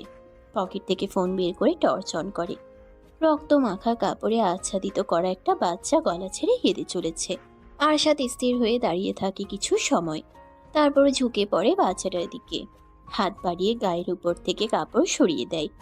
কয়েক ঘন্টা আগেই বোধহয় জন্ম হয়েছে। সোজা হয়ে দাঁড়িয়ে আশেপাশে নজর বুলায়। নিজের গায়ের শার্ট খুলে ফেলে। বাচ্চাটাকে তুলে শার্ট দিয়ে পেঁচিয়ে নেয়। রক্ত মাখে নোংরা কাপড় আর ধরে না। উল্টো ঘুরে আবার হাঁটা শুরু করে গাড়ির দিকে। শহর থেকে কিছুটা দূরে হওয়ায় রাস্তাঘাট একদম ফাঁকা। মানুষজনের একটা টু শব্দ অবধি নেই। আশ্চর্যের ব্যাপার হচ্ছে আরশাদ বাচ্চাটাকে কোলে তুলে নেওয়ার পরেই কান্না বন্ধ হয়ে গেছে। এক হাতে ড্রাইভিং করে বাড়িতে পৌঁছায় আরশাদ। ওর বাড়িতে এক মধ্যবয়স্ক দম্পতি থাকে বাড়ির কাজকর্ম আর রান্না বান্না করার জন্য। মহিলা আরশাদের কোলে ছোট বাচ্চা, তাও আবার এমন অবস্থায় দেখে অবাক হয়ে তাকিয়ে থাকে। আরশাদ নিজেই বাচ্চাটাকে মহিলার কোলে তুলে দিয়ে বলে পরিষ্কার করে খাওয়াতে। বাচ্চাটাকে পরিষ্কার করার পর নরম কাপড়ে আচ্ছাদিত করে গরুর দুধ গরম করে খাওয়ায়। খাওয়ার পর ঘুমিয়ে যায়। ছোট্ট দেহখানায় বেশ কয়েকটা আঘাতের চিহ্ন পাওয়া যায়। বেশ অযত্নে অবহেলায় রাস্তার পাশে ডাস্টবিনে ফেলে রেখে গিয়েছিল কোনো এক হৃদয়হীন মানুষ। আরশাদ ফ্রেশ হয়ে এসে চুপচাপ খাবার খায়। তারপর বাচ্চাটাকে কোলে নিয়ে সোফায় বসে থাকে। বাচ্চাটার নাম দেয় আব্রাহাম চৌধুরী। আরশাদ চৌধুরীর ছেলে আব্রাহাম চৌধুরী। একটা সন্তানের বড় লোভ ছিল আরশাদের। অনাকাঙ্ক্ষিতভাবে ওর একটা সন্তান হয়ে গেছে। একবার যখন পেয়েছে এই বাচ্চাকে আর কাজ ছাড়া করবে না কোনোদিন। 2 দিন পার হওয়ার পর আরশাদ বুঝতে পারে ওর ছেলের একজন মা লাগবে। ওরও বউ দরকার। এভাবে আর কতদিন? একজন প্রতারকের কারণে কেন নিজে সাফার করবে? তারপর খোঁজ চালায় একজন মায়ের। আরশাদ যেমন মেয়ে খুঁজছিল ঠিক তেমন মেয়ের খোঁজ পেয়ে যায় 2 দিনের মধ্যে। সময় নেয় না আরশাদ। পরের দিনে অনিকের বাবা মায়ের সকল ডিমান্ড পূরণ করে নুরাকে নিজেদের কাছে নিয়ে আসে একেবারের জন্য। নুরা চাইলেও কোনোদিন ওকে আর ওর ছেলেকে ছেড়ে যেতে পারবে না। নুরার পুরো দুনিয়া ঘিরে থাকবে আরশাদ আর আব্রাহাম। নুরাকে কোনো রকম স্বাধীনতা দেবে না আরশাদ। ও যা চাইবে বলবে তাই করতে বাধ্য নুরা। নুরাকে এই রুমের বাইরেও যেতে দেবে না কোনোদিন। নুরা আরশাদের প্রিয়জন নয়, শুধুমাত্র প্রয়োজন। আর সবসময় প্রয়োজন হয়েই থাকবে। প্রিয়জন বানিয়ে আর কষ্ট পাবে না আরশাদ। এখন আর ওর মন কোনো নারীকে ভালোবাসতে চায় না। আরশাদ নিজেও আর কাউকে ভালোবাসতে চায় না। বিয়ে করলেই কি ভালোবাসতে হবে না কি? সকালে নুরার ঘুম আগে ভেঙেছে। আব্রাহামকে অয়েল ম্যাসাজ করে দিয়ে খাইয়ে এখন রুম জুড়ে হাঁটছে। বাচ্চাটা এতক্ষণ কান্না করলেও এখন চুপ করে আছে। এতটুকু ছেলেও বসে থাকা আর হাঁটার পার্থক্য বুঝতে পারে। নুরার ঘুম পাচ্ছে এখন। রাতে বেশ কয়েকবার ঘুম থেকে উঠতে হয়। আব্রাহাম জেগে থাকে। ছোট একটা বাচ্চা খাবে আর ঘুমাবে তা না, ঘন্টার পর ঘন্টা জেগে থাকে এক্ষুনি। আরশাদ শোয়া থেকে উঠে ঝিম ধরে বসে রইল। চোখ তুলে নোরার দিকে তাকায়। রুমের জানালা দরজা এখনো বন্ধ। ডিম লাইটের ঘোলাটে আলোয় আলোকিত হয়ে আছে রুম। আরশাদ বিছানা ছেড়ে নেমে দাঁড়ায়। জানালার পর্দা সরিয়ে বাথরুমে প্রবেশ করে। আজকে অফিস নেই, কোনো জায়গায় যাওয়ার তাড়াও নেই। তোকে কয়েকটা কাজ আছে। বাথরুম থেকে বেরিয়ে হাত মুখ মুছতে মুছতে গম্ভীর স্বরে বলে, আব্রাহামকে ওয়েল মেসেজ দিয়েছো? হ্যাঁ। তুমি ফ্রেশ হয়েছো? আব্রাহাম তো ঘুমাচ্ছে না, ঘুমালেই ফ্রেশ হতে যাব। ওকে আমার কাছে দাও। টাওয়াল বিছানায় ছুঁড়ে দিয়ে আব্রাহামকে নিজের কোলে তুলে নেয়। ছেলেটা ছোট ছোট চোখ জোড়া মিলে তাকিয়ে আছে। ডান হাতটা মুখের উপর দিয়ে খাওয়ার চেষ্টা করছে। বেশ কয়েকদিন পেরিয়ে গেছে, আরশাদের মধ্যে কোনো পরিবর্তন আসেনি। নোরা ওকে দেখলেই ভয়ে সিটিয়ে যায়। আরশাদের গম্ভীর চোখ মুখ দেখলেই মনে ভয় ঢুকে যায়। গম্ভীর গলার স্বর শুনলে গলা শুকিয়ে যায়। এখন দুপুরের সময়। দুপুরের খাবার খেয়ে আব্রাহামকে ঘুম পাড়িয়ে নোরা নিজেও ঘুমিয়ে পড়েছে। আব্রাহামের সাথে রোজ রাত জাগতে হয় ওর। আবার সন্ধ্যার পরও দ্রুত ঘুমোতে পারে না আরশাদের জন্য। রুমের দরজা ঠেলে ভেতরে প্রবেশ করে আরশাদ। চোখ দুটো লাল হয়ে আছে। বিছানার দিকে একবার তাকিয়ে গায়ের শার্ট খুলে বিছানায় শুয়ে পড়ে নোরার পাশে। আরশাদ শুতেই নোরার ঘুম ভেঙে যায়। ভয় পেয়ে তড়িঘড়ি করে পেছনে তাকায়। আরশাদকে দেখে একটু শান্ত হয়। ভয় পেয়ে গিয়েছিল, ভেবেছিল কে না কে এসেছে। আরশাদ তো বিকেলে ফিরবে জানিয়েছিল। এই মেয়ে, নোরা আরশাদের দিকে ফিরে বলে, বলুন। আমার মাথা ব্যথা করছে। মাথা ব্যথা কমানোর ব্যবস্থা করো দ্রুত। ওষুধ নেই? না, মাথা ব্যথার বাম? কিচ্ছু নেই। কিভাবে ব্যথা কমাবে কমাও, সহ্য হচ্ছে না কিন্তু এখন। নোরা শোয়া থেকে উঠে বসে। এলোমেলো চুলগুলো হাত খোপা করে বিছানা থেকে নেমে দাঁড়ায়। ড্রেসিং টেবিলের উপর রাখা নিজের তেলের বোতলটা নিয়ে আসে। আরশাদ এনে দিয়েছিল সবকিছু। বাথরুম থেকে পানি এনে আগে পানি দিয়ে দেয় চুলে, তারপর তেল দিয়ে ম্যাসাজ করতে শুরু করে। আরাম লাগে আরশাদের। সকাল থেকেই প্রচণ্ড মাথা ব্যথা করছিল। শেষে সহ্য করতে না পেরে অফিস থেকে বাড়িতে ফিরে এসেছে। অসুস্থ হলে হসপিটালে যেতে হবে সেটাই যেন ভুলে গেছে। ফট করে চোখ মেলে তাকায় আরশাদ। এভাবে তাকাতে দেখে ভয় পেয়ে চমকে ওঠে নোরা। আরশাদ ছেলের দিকে একটু সরে এসে বলে, এখানে উঠে বসো। নোরা বিছানায় উঠে বসে। আরশাদ নোরার বুকে মাথা রেখে চোখ বন্ধ করে নেয়। এখন মেসেজ করতে থাকো। নোরা কাঁপা কাঁপা হাতে চুলে ম্যাসাজ করতে শুরু করে। হৃদয় স্পন্দন বেড়ে গেছে। বুকের ভেতরে জোরে জোরে শব্দ হচ্ছে। আরশাদ নিশ্চয়ই শব্দ শুনতে পাচ্ছে। আরশাদ নোরার কোমর জড়িয়ে ধরে রেখে বলে, আমি যদি মরে যাই তাহলে আমার ছেলেকে দেখে রাখবে। ওকে একা ছাড়বে না তুমি। হাতে শক্তি নেই নাকি? চুল জোরে জোরে টানো। কিছুক্ষণ পর নোরা ভয় ভয়ে জিজ্ঞেস করে, এমন কথা বলছেন কেন? কি হয়েছে আপনার? জানি না কি হয়েছে। চুপচাপ মেসেজ করতে থাকো। এসি টেম্পারেচার কমিয়ে দাও আরো। নোরা আর কোনো প্রশ্ন করে না। এসি রিমোট হাতে নিয়ে টেম্পারেচার কমিয়ে দেয়। আরশাদ নিস্তেজ হয়ে যায় নোরার বুকে। অনেক আরাম লাগছে এখন, ঘুমও পাচ্ছে। নোরা ঘাড় ঘুরিয়ে আব্রাহামের দিকে তাকায়। বাচ্চাটা গভীর ঘুমে বিভোর হয়ে রয়েছে এখন। রাতে জেগে থাকবে। বাচ্চাটার প্রতি ভীষণ মায়া জন্মে গেছে নোরার। ওর এখন মনে হয় বাচ্চাটা ওর নিজেরই। ও নিজেই জন্ম দিয়েছে আব্রাহামকে। ওর মেয়েটা যদি বেঁচে থাকতো তাহলে এখন আব্রাহামের চেয়ে বয়সে বড় হতো। যা হোক, শূন্যস্থান অপূর্ণ থাকে না। নোরা স্বামী সন্তানকে হারিয়ে দুজনকেই পেয়েছে আবার। আশাদ স্ত্রীকে হারিয়েছে, তার বিনিময়ে স্ত্রী সন্তান দুজনকে পেয়েছে। আব্রাহাম বাবা মাকে হারিয়েছিল, এখন দুজনকেই পেয়েছে। ভাগ্যের পরিবর্তনে অপরিচিত তিনজন এখন এক পরিবার। এদের ভাগ্য এখন একে অপরের সঙ্গে যুক্ত। একজন স্বামী, একজন স্ত্রী, একজন সন্তান, একজন বাবা আর একজন মা। এরা একে অপরের পরিপূরক। প্রায় ঘন্টা পেরিয়ে গেছে। আরশাদ এখনো নোরার বুকে মুখ গুজে শুয়ে আছে উপর হয়ে। নোরা যত্ন নিয়ে চুলে হাত বুলিয়ে দিচ্ছে। আরশাদের ভারী শ্বাস ফেলার শব্দ পাওয়া যাচ্ছে। আরশাদ ঘুমিয়ে গেছে নোরা বুঝতে পারছে। আরশাদের শরীর গরম ছিল, এখন ঠান্ডা হয়ে গেছে। মাথার তালু অনেক গরম হয়েছিল। রীতিমতো ভাপ উঠছিল মাথা দিয়ে। হাত থামিয়ে দেয় নোরা। ব্যথা হয়ে গেছে একটানা হাত বুলাতে বুলাতে। আব্রাহাম নড়ে চড়ে কেঁদে ওঠে। পি করে দিয়েছে বোধ হয়। নোরা আরশাদের শরীরে আস্তে আস্তে ধাক্কা দিয়ে মৃদুস্বরে বলে, শুনছেন? ছাড়ুন আমাকে, আব্রাহাম কাঁদছে। নোরার ডাকে ঘুম না ভাঙলেও ছেলের কান্নায় ঘুম ভেঙে যায় আরশাদের। চোখ বন্ধ রেখে ঘুম জড়ানো গলায় ধমক দিয়ে বলে, নোরা, কোথায় তুমি? আব্রাহাম কাঁদছে, শুনছো না? আমি তো এখানেই, উঠুন আমার উপর থেকে। অতি নিকটে নোরার স্বর শুনতে পেয়ে মুখ তুলে তাকায়। নোরা মুখ কাচুমাচু করে তাকিয়ে আছে। আরশাদ হাতে ভর করে একটু উঁচু হয়। নোরা দ্রুত ওর নিচ থেকে বেরিয়ে যায়। আরশাদ আবার উপর হয়ে শুয়ে পড়ে। নোরা আব্রাহামকে কোলে তুলে নেয় শুকনো কাপড়ে বিছিয়ে। বসে থেকেই খেতে দেয়। খেতে পেয়ে আব্রাহামের কান্না বন্ধ হয়ে যায়। এক হাতে ছেলেকে ধরে রেখে অন্য হাত দিয়ে ভেজা কাঁথা সরিয়ে শুকনো কাঁথা বিছিয়ে নেয়। আব্রাহামকে শুয়ে দিয়ে নোরা নিজেও শুয়ে পড়ে মাঝখানে। বসে থাকতে পারছে না আর। ছেলেকে আগলে রেখে নিজের অতীতে ডুবে যায় আবার। ওই দিনগুলো নোরা ভাবতে না চাইলেও ভুলতে পারে না। আব্রাহাম ঘুমিয়ে গেছে আবার। এই ছেলে দিনে পড়ে পড়ে ঘুমায় আর রাতে জেগে থাকে। নোরা দিনের বেলায় ঘুমোতে পারে না খুব একটা। দিনের বেলায় ঘুম আসতেই চায় না। যাও একটু ঘুমিয়েছিল আরশাদের জন্য, উঠে পড়েছিল তখন। এখন আর ঘুম আসছে না। আরশাদের রাগী তেজি হিংস্র গলার স্বর শুনে ভয়ে কেঁপে ওঠে নোরা। কুত্তার বাচ্চা, তুই আবার এসেছিস আমার সামনে। আজকে তোকে খুন করে ফেলবো আমি। তোকে আজকে কেউ বাঁচাতে পারবে না আমার হাত থেকে। কথাগুলো বলেই খপ করে নোরার চুলের মুঠি শক্ত করে ধরে। ব্যথা পেয়ে নোরার দু চোখ বেয়ে পানি গড়িয়ে পড়তে শুরু করে। উল্টো ফিরে শুয়ে থাকায় আরশাদের চেহারা দেখতে পাচ্ছে না। নিজের হাতে আরশাদের হাত সরিয়ে দেওয়ার চেষ্টা করে বলে, কি করছেন? ব্যথা পাচ্ছি আমি। চুল ছাড়ুন। আরশাদ চুল ছাড়ছে না। হাতের মুঠো আরো টাইট হয়ে গেছে। মিস্ত্রি ভাষায় গালি দিচ্ছে সমানে। নোরা আরো কয়েকবার ডাকে, আরশাদ ওর ডাকে সারা শব্দ করে না। নিজের মতো গালাগালি করছে আর চুলের মুঠি ধরে টানাটানি করছে। কি করেছি আমি? ব্যথা পাচ্ছি তো, ছাড়ুন না।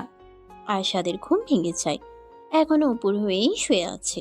ঘাড় ঘুরিয়ে তাকায় নিজের পাশে। নিজের হাতের মুঠোয় নোরার চুল দেখে দ্রুত ছেড়ে দিয়ে শোয়া থেকে উঠে বসে তড়িৎ গতিতে। নোরা মাথার পেছন সাইড হাত দিয়ে ধরে ফুপিয়ে ফুপিয়ে কাঁদছে।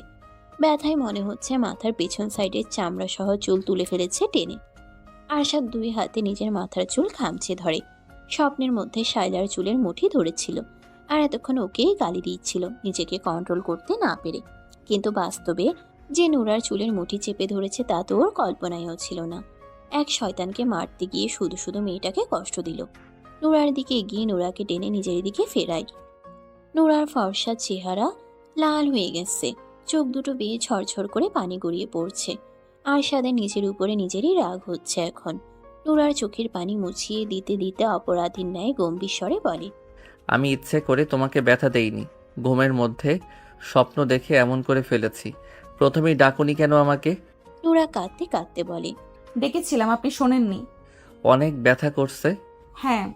আরশাদ নিজের হাতের দিকে তাকায়। ওর যেই হাত আরেকটু হলেই মেয়েটার শরীর থেকে মাথা আলাদা করে দিত বোধ হয়, চুল ধরে টানাটানি করতে করতে। নোরার পাশে শুয়ে পড়ে আবার। হঠাৎ ঘুম থেকে জেগে লাফিয়ে উঠে বসার কারণে মাথার মধ্যে আবার যেন কেমন করছে। বাম হাত দিয়ে নোরার মাথার পেছনে হাত বুলিয়ে বলে, আমি আসলে বুঝতে পারিনি তোমার চুলগুলো ধরেছি। এখন মনের মধ্যে আরেকটা ভয় ঢুকে গেল। আজকে দিনে দুপুরে ঘুমের ঘোরে যেভাবে চুল ধরেছিল, কবে যেন ঘুমের ঘোরে গলা চেপে ধরে মেরে ফেলে। ঘুমের ঘোরে আব্রাহামকে যদি কিছু করে, নানান ভয় মাথায় কিলবিল করতে শুরু করে। নানান বিষয়ে চিন্তা করতে করতে কান্না বন্ধ হয়ে গেছে আপনা আপনি। এখনো ব্যথা করছে? নোরা চোখের পানি মুছে বলে, না, ঠিক আছি। আরশাদ নোরাকে টেনে এনে বুকে চেপে ধরে বলে, এরপর থেকে এমন কিছু হলে দ্রুত আমাকে জাগিয়ে দেবে। আচ্ছা। ছোট মেয়েটা আরশাদের বুকের সাথে মিশে গেছে একদম। আরশাদ যখন নোরাকে জড়িয়ে ধরে তখন পিছন থেকে কেউ দেখলে বুঝতেই পারবে না আরশাদের সামনে কোনো মানুষ আছে। আব্রাহাম আবার কেঁদে উঠে। আরশাদ নোরাকে ছেড়ে দিয়ে বলে, ওকে মাঝখানে আনো। নোরা উঠে বসে আব্রাহামকে আরশাদের কাছে শুয়ে দিয়ে নিজেও শোয়। খেতে দিতেই কান্না বন্ধ হয়ে যায় আব্রাহামের। আরশাদ ছেলের ছোট্ট হাতটা মুঠো করে ধরে চুমু খায়। বালিশ ছেড়ে নিচের দিকে নেমে ছেলের মাথায় চুমু খায়। মুখ তুলে নোরার মুখের দিকে তাকাতেই নোরা চোখ সরিয়ে নেয়। অল্প খেয়েই ছেড়ে দেয় আব্রাহাম। এখন বেশি খিদে লাগেনি। আরশাদ ছেলেকে নিজের দিকে ফেরায়। বুকে আগলে ধরে কথা বলতে শুরু করে ছোট্ট ছেলের সাথে। ছেলেটা ছোট ছোট চোখ জোড়া মেলে বাবার মুখের দিকে তাকিয়ে আছে। নোরা শোয়া থেকে উঠে বিছানা ছেড়ে নেমে দাঁড়ায়। হাত মুখ ধোয়ার জন্য বাথরুমে প্রবেশ করে। মাথার পেছনে এখনো ব্যথা করছে। কি শক্ত করেই না চেপে ধরেছিল চুলের মুঠি। কাকে স্বপ্নে দেখে ওর চুলগুলো এভাবে ধরলো, কাকে ওই ভাষায় গালি দিল। ভাবনাগুলো মাথায় ঘুরপাক খেলেও আরশাদকে প্রশ্ন করার দুঃসাহস দেখায়নি নোরা। হন্তদন্ত হয়ে বেডরুমে প্রবেশ করে এরশাদ।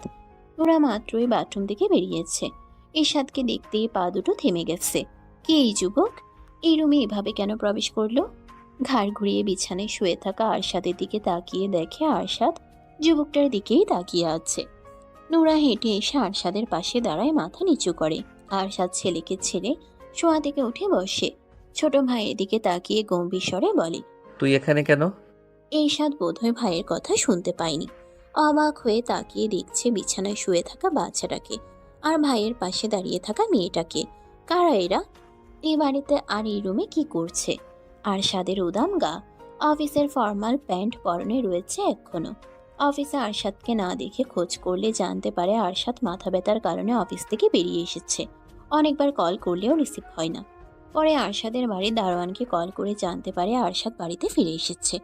অফিসে একটু কাজ ছিল, সেই কাজ শেষ করে ভাইকে দেখতে এসেছে। এখন কি অবস্থা? যদি মাথা ব্যথা ঠিক না হয় তাহলে হসপিটালে নিয়ে যাবে, কিন্তু এখানে এসে তো ভীষণ রকমের অবাক হয়ে গেছে। আরশাদ গলার স্বর বাড়িয়ে ডেকে ওঠে। এরশাদ, এরশাদ স্বাভাবিক হয়, নুরার দিকে তাকিয়ে ভাইয়ের কাছে এগিয়ে এসে দাঁড়ায়। ভাইয়ের দিকে তাকিয়ে বলে, তোমার মাথা ব্যথা এখন ঠিক হয়েছে? হ্যাঁ, তুই এখানে এসেছিস কেন? কল করেছিলাম অনেকবার, রিসিভ করনি, তাই দেখতে আসলাম। ভয় পেয়ে গেছিলাম যদি সিরিয়াস কিছু হয়। ফোন গাড়িতেই রয়ে গেছে, এখন ঠিক আছি আমি। এরশাদ নুরার দিকে আঙ্গুল তুলে বলে। ওকে ভাইয়া। আরশাদ নুরার দিকে তাকিয়ে আবার ভাইয়ের মুখের দিকে তাকায়, গম্ভীর স্বরে বলে। ও নুরা, তোর ভাবি। এরশাদ যেন আকাশ থেকে পড়লো এমন অবস্থা হয়েছে ওর। বিস্ময়ে চোখ দুটো বড় বড় হয়ে গেছে। বিস্ময় নিয়েই বলে, তুমি বিয়ে করেছো? হ্যাঁ নুরা, ও আমার ছোট ভাই এরশাদ চৌধুরী। নুরা এরশাদের মুখের দিকে তাকায় একবার। দুই ভাইয়ের চেহারায় মিল আছে কিছুটা। আরশাদের পরিবারের মানুষ আছে তাহলে। নুরা নিচের দিকে তাকিয়ে সালাম দেয়। আসসালামু আলাইকুম ভাইয়া। ওয়ালাইকুম আসসালাম। এরশাদ বিছানায় শুয়ে থাকা আব্রাহামের দিকে তাকিয়ে বলে। ভাইয়া ও বাকি কথা বলার আগে আরশাদ ওকে থামিয়ে দেয়। আব্রাহামকে কোলে তুলে নিয়ে বিছানা ছেড়ে নেমে দাঁড়ায়। দরজার দিকে এগিয়ে যেতে যেতে বলে। এরশাদ, নিচে আয়। এরশাদ নুরার দিকে আরো একবার তাকিয়ে দরজার দিকে এগিয়ে যায়। নুরার বয়স যে অনেক কম সেটা এরশাদ বুঝতে পারছে। ওর ভাই বিয়ে করেছে, বিশ্বাসই হচ্ছে না ওর। তা আবার এত ছোট একটা মেয়েকে বিয়ে করেছে। বাচ্চাটা কার? এত ছোট একটা মেয়ের বাচ্চা হয়েছে? এই মেয়ে তো একটা বাচ্চা। এই বাচ্চা আর এই মেয়েকে কোথায় পেয়েছে ওর ভাই? আর বিয়ে করলো কবে? ওদের কাউকে তো একটাবার বললোও না। ড্রয়িং রুমে এসে সোফায় বসে আরশাদ, ওর পাশে বসে এরশাদ। কবে বিয়ে করেছো ভাইয়া? 1 সপ্তাহ হয়েছে। বিয়ে করেছো অথচ আমাদের কাউকে একটাবার বললেও না। 1 সপ্তাহ হয়ে গেছে আর আজকে জানতে পারলাম। আরশাদ চুপ করে থাকে। এরশাদ পুনরায় বলে। এই বাচ্চার বাবা কে? আমি আমি বলতে চাচ্ছি ওর আসল বাবা কে? জানি না। কোথায় পেয়েছো ওদের? আব্রাহামকে ডাস্টবিনে পেয়েছিলাম। এমন কথা শোনার জন্য মোটেও প্রস্তুত ছিল না এরশাদ। ডাস্টবিনে পেয়েছে মানে কি? তাহলে নুরাকে কোথায় পেয়েছে? অবাক হয়ে বলে। ভাবিকে কোথায় পেয়েছো? নুরাকে কিনে এনেছি। মানে? নুরাকে সারা জীবনের জন্য কিনে এনেছি। এই পৃথিবীর বুকে যতদিন বেঁচে আছে ততদিন আমার সাথে থাকবে। কত টাকা দিয়ে কিনে এনেছো? 1 মিলিয়ন। কোথা থেকে এনেছো? এত কিছু জেনে কি করবি? তার মানে এই বাচ্চা মানে আব্রাহাম তোমার বা ভাবির কারো নিজের সন্তান না? আরশাদ রাগী চোখে ভাইয়ের দিকে তাকিয়ে ছেলের মুখের দিকে তাকায়। ছেলের তুলতুলে গালে আঙ্গুল ছুঁয়ে চাপা রাগী স্বরে বলে। কে বলেছে তোকে আব্রাহাম আমার আর নুরার আপন সন্তান? এই কথাগুলো মস্তিষ্কের ভেতর গেঁথে নে। দ্বিতীয়বার যেন এমন কথা না শুনি আমি। রেগে যাচ্ছ কেন? আমি এভাবে কিছু বলতে চাইনি। তাহলে কিভাবে বলতে চেয়েছিস? বাদ দাও এসব কথা। বাড়িতে যাবে না? ভাবিকে আর আব্রাহামকে নিয়ে বাড়িতে ফিরে চলো। কোথাও যাব না। কেন? আমার ইচ্ছে। তুই যা এখান থেকে, বাড়িতে যা। এরশাদ তাকিয়ে থাকে ভাইয়ের দিকে। আব্রাহাম ড্যাব ড্যাব করে তাকিয়ে আছে বাবার মুখের দিকে। এরশাদ সোফা ছেড়ে ভাইয়ের পাশে এসে বসে। ওকে আমার কোলে দাও একটু। আরশাদ চোখ তুলে তাকাতেই মুখ কাচুমাচু করে বলে। একটু কোলে নিতে ইচ্ছে করছে। আরশাদ ভাইয়ের কোলে তুলে দেয়। এরশাদ কোলে নিয়ে তাকিয়ে থাকে বাচ্চাটার মুখের দিকে। ভীষণ মায়াবী চোখ জোড়া। হাত মুখে পুরে ওর মুখের দিকে তাকিয়ে আছে। ঘন্টা খানিক পর এরশাদ চলে যায় বাড়ি থেকে। আরশাদ ছেলেকে কোলে নিয়ে রুমে ফিরে আসে। নুরা বিছানায় বসে জানালা দিয়ে বাইরের দিকে তাকিয়ে আছে। গভীর ভাবে হয়তো কিছু ভাবছে, তাই আরশাদের আগমন টের পাচ্ছে না। আরশাদ কিছু সময় তাকিয়ে থাকে নুরার দিকে। এই মেয়ে। গম্ভীর স্বর শুনে চমকে ওঠে নুরা। দ্রুত বিছানা থেকে নেমে এসে দাঁড়ায় আরশাদের সামনে। কি ভাবছিলে এত মনোযোগ দিয়ে? কিছু না, মিথ্যে বলছো কেন? সত্যি কিছু ভাবছিলাম না, এমনি বাইরের দিকে তাকিয়েছিলাম। আব্রাহামকে নাও, কাপড় ভিজিয়ে ফেলেছে, চেঞ্জ করে দাও। নুরা আব্রাহামকে নিজের কোলে তুলে নেয়। আরশাদ টাওয়াল হাতে বাথরুমে প্রবেশ করে। তেল দিয়ে চুল চিটচিটে করে দিয়েছে। আব্রাহামকে নিয়ে বিছানায় বসে আবার। ভেজা কাপড় চেঞ্জ করিয়ে শুকনো কাপড় দিয়ে ঢেকে নেয়। সন্ধ্যা পেরিয়ে গেছে, কিছুক্ষণ আগেই মাগরিবের নামাজ শেষ হয়েছে। আরশাদ ছেলের উপর ঝুঁকে পড়ে কথা বলছে। বিছানার অন্য পাশে নুরা বসে আছে চুপচাপ। বিয়ের এতদিনে আজকে প্রথম আরশাদকে এত কথা বলতে দেখছে। ও তো ভেবেছিল আরশাদ বেশি কথা বলে না, সবসময় গম্ভীর আর চুপচাপ হয়ে থাকে, শুধু প্রয়োজনে কথা বলে। আরশাদ মুখ তুলে ওর দিকে তাকাতেই নোরা দৃষ্টি সরিয়ে নেয়। দরজায় নক হয়। নোরা আর আরশাদ দুজনেই দরজার দিকে তাকায়। আরশাদ গম্ভীর স্বরে বলে। কে? পরপর কয়েকজনের প্রবেশ ঘটে রুমের ভেতর। সকলের দিক থেকে চোখ সরিয়ে আরশাদের দিকে তাকায় নোরা। আরশাদ নিজেও ওর দিকে তাকিয়ে আবার নিজের পরিবারের দিকে তাকায়। আরশাদের বাবা মা, ভাই বোন, কাকা কাকি আর কাকাতো ভাই এসেছে। আরশাদ স্থির হয়ে বসে থাকে, আগের মতোই। নোরা জড়সড় হয়ে যায়। এরা কারা? আরশাদের বাড়ির লোক নাকি? আরশাদের ভাইও তো আছে। আরশাদের বাবা এগিয়ে এসে দাঁড়ান আরশাদের সামনে, গম্ভীর স্বরে বলেন। এই বাচ্চা কার? আমাদের। তোমার আর কার? আমার আর আমার ওয়াইফের। তোমার ওয়াইফ কে? আরশাদ নোরার দিকে তাকায়। ওই যে বসে আছে মিসেস আরশাদ চৌধুরী। কে এই মেয়ে? আমার ওয়াইফ, আমার বাচ্চার মা। সেটা তো বুঝতে পারছি, কিন্তু কে ওই মেয়ে? বংশ পরিচয় কি? আরশাদ রেগে থাকায় ছোট ভাইয়ের দিকে। ঈশাদ দুদিকে মাথা নাড়ায়। আরশাদের বাবা রেগে গিয়ে গলার স্বর বাড়িয়ে বলেন। তোমার জন্য মেয়ের অভাব ছিল? দুনিয়ার মেয়ের অভাব হয়েছে যে আজে বাজে মেয়েকে কিনে এনে বিয়ে করতে হবে? আরশাদ নিজেও রেগে চিৎকার করে ওঠে। That's enough, now shut up আব্বু। আরশাদের হঠাৎ চিৎকারে ভয় পেয়ে কেঁদে ওঠে আব্রাহাম। নুরা সহ রুমের সবাই কেঁপে উঠেছে ভয় পেয়ে। আরশাদ নুরার দিকে তাকিয়ে ধমকে সুরে বলে। তাকিয়ে তাকিয়ে কি দেখছো? ওকে কোলে নিয়ে শান্ত করো। নুরা দ্রুত এগিয়ে এসে আব্রাহামকে কোলে তুলে নিয়ে আরশাদের পাশেই বসে থাকে। আরশাদের বাবা আবার মুখ খুলতে নিলে এরশাদ থামিয়ে দিয়ে বলে। আব্বু এমন করছো কেন? কি বলে এসেছিলে আর এখন কি করছো? চলো এখান থেকে। ছাড়ো আমার হাত। ও কি পেয়েছে? নাম পরিচয়হীন একটা বাচ্চা এনে বলছে ওর বাচ্চা। কোথা থেকে কোন মেয়েকে কিনে এনে বিয়ে করে নিয়েছে? আরশাদ বসা থেকে উঠে দাঁড়ায়, হ্যাপাটে দৃষ্টিতে তাকিয়ে গর্জন করে বলে। আমার পার্সোনাল লাইফ নিয়ে তোমাকে ভাবতে হবে না। অনেক উপকার করেছো তোমরা আমার। উচ্চ নামডাকওয়ালা বংশ থেকে তো বউ এনে দিয়েছিলে। সে কি করেছে ভুলে গেছো? ভালো বংশের মেয়ে লাগবে না আমার। আমাকে আমার মতো করে থাকতে দাও, বাঁচতে দাও। নোরা আজে বাজে মেয়ে না। ওর চরিত্র নিয়ে একটাও বাজে কথা বলবে না। ওকে আমি এই কারণে কিনে এনেছি যেন এই জন্মে আমাকে ছাড়তে না পারে। ও পচে গলে মরলেও আমার কাছেই মরবে। আর যদি আব্রাহামের কথা বলো তাহলে কান খুলে শুনে রাখো। আব্রাহাম এখন আমার ছেলে। ওর সবচেয়ে বড় পরিচয় ও আরশাদ চৌধুরীর ছেলে। আমাদের বিরক্ত না করলেই আমি খুশি হব। তোমরা এখন আসতে পারো। তোমার বাড়ি বলে বাড়ি থেকে বের করে দিচ্ছ? যা ভাবো। আমার মাথা খারাপ করবে না। এমনিতেই মানসিক অবস্থা ঠিক নেই। উল্টাপাল্টা কি করে ফেলবো রাগের মাথায় আমি নিজেও জানি না। সবাই যাও এখান থেকে। আমি তোমাদের কারো কোনো সমস্যা করার জন্য বা বিরক্ত করার জন্য যাইনি। তোমাকে বড় করেছে কে? এত দূর এনেছে কে? বড় করার জন্য আর এত দূর আনার জন্য দাম চাইছো? যদি দাম চেয়ে থাকো তাহলে একেবারে শেষ করে দাও আমাকে, নয়তো একটু শান্তিতে বাঁচতে দাও। দম নিয়ে আবার বলে। তুমি কি বলতে চাইছো? তোমার টাকায় খেয়ে পড়ে বড় হয়েছি, লেখাপড়া করেছি, আর এই বাড়ি গাড়ি করেছি। এই বাড়ি গাড়ি সব দিয়ে দিলাম, তোমাদের কিচ্ছু লাগবে না। আমার শুধু লাগবে একটু মানসিক শান্তি, যার সন্ধান আমি পেয়ে গেছি। আমার আর কিচ্ছু লাগবে না। এই নুরা, নামো বিছানা থেকে। থাকবো না এই বাড়িতে। ব্যাগের মধ্যে শুধু আব্রাহামের কাপড় চোপড় আর প্রয়োজনীয় জিনিসগুলো গুছিয়ে নাও। নুরা বিছানা থেকে নেমে দাঁড়ায়। ওর শরীর থরথর করে কাঁপছে। আব্রাহাম এখনো কান্না করছে ভয়ে। আরশাদ ছেলেকে নিজের কোলে তুলে নিয়ে বলে। 2 মিনিটের মধ্যে ব্যাগ গোছাও। বিলাসবহুল জীবন দিতে না পারলেও মোটামুটি ভালো রাখতে পারবো তোমাদের, এতটুকু অ্যাবিলিটি আছে আমার। আরশাদের মা বলেন। কি বলছো আরশাদ? কোথায় যাবে তুমি?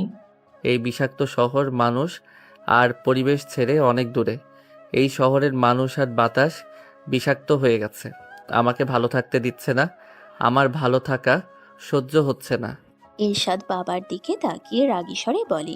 ভাইয়া যদি এই বাড়ি থেকে চলে যায় তাহলে আমিও চলে যাব। যেদিকে যেতে ইচ্ছে করে। আমি খুশি হয়ে তোমাদের জানালাম যে ভাইয়া অতীত ভুলে মুভ অন করেছে, বিয়ে করেছে, সংসার করছে, বউ আছে, বাচ্চা আছে। আর তুমি এসে এখানে আগুন ধরাচ্ছ।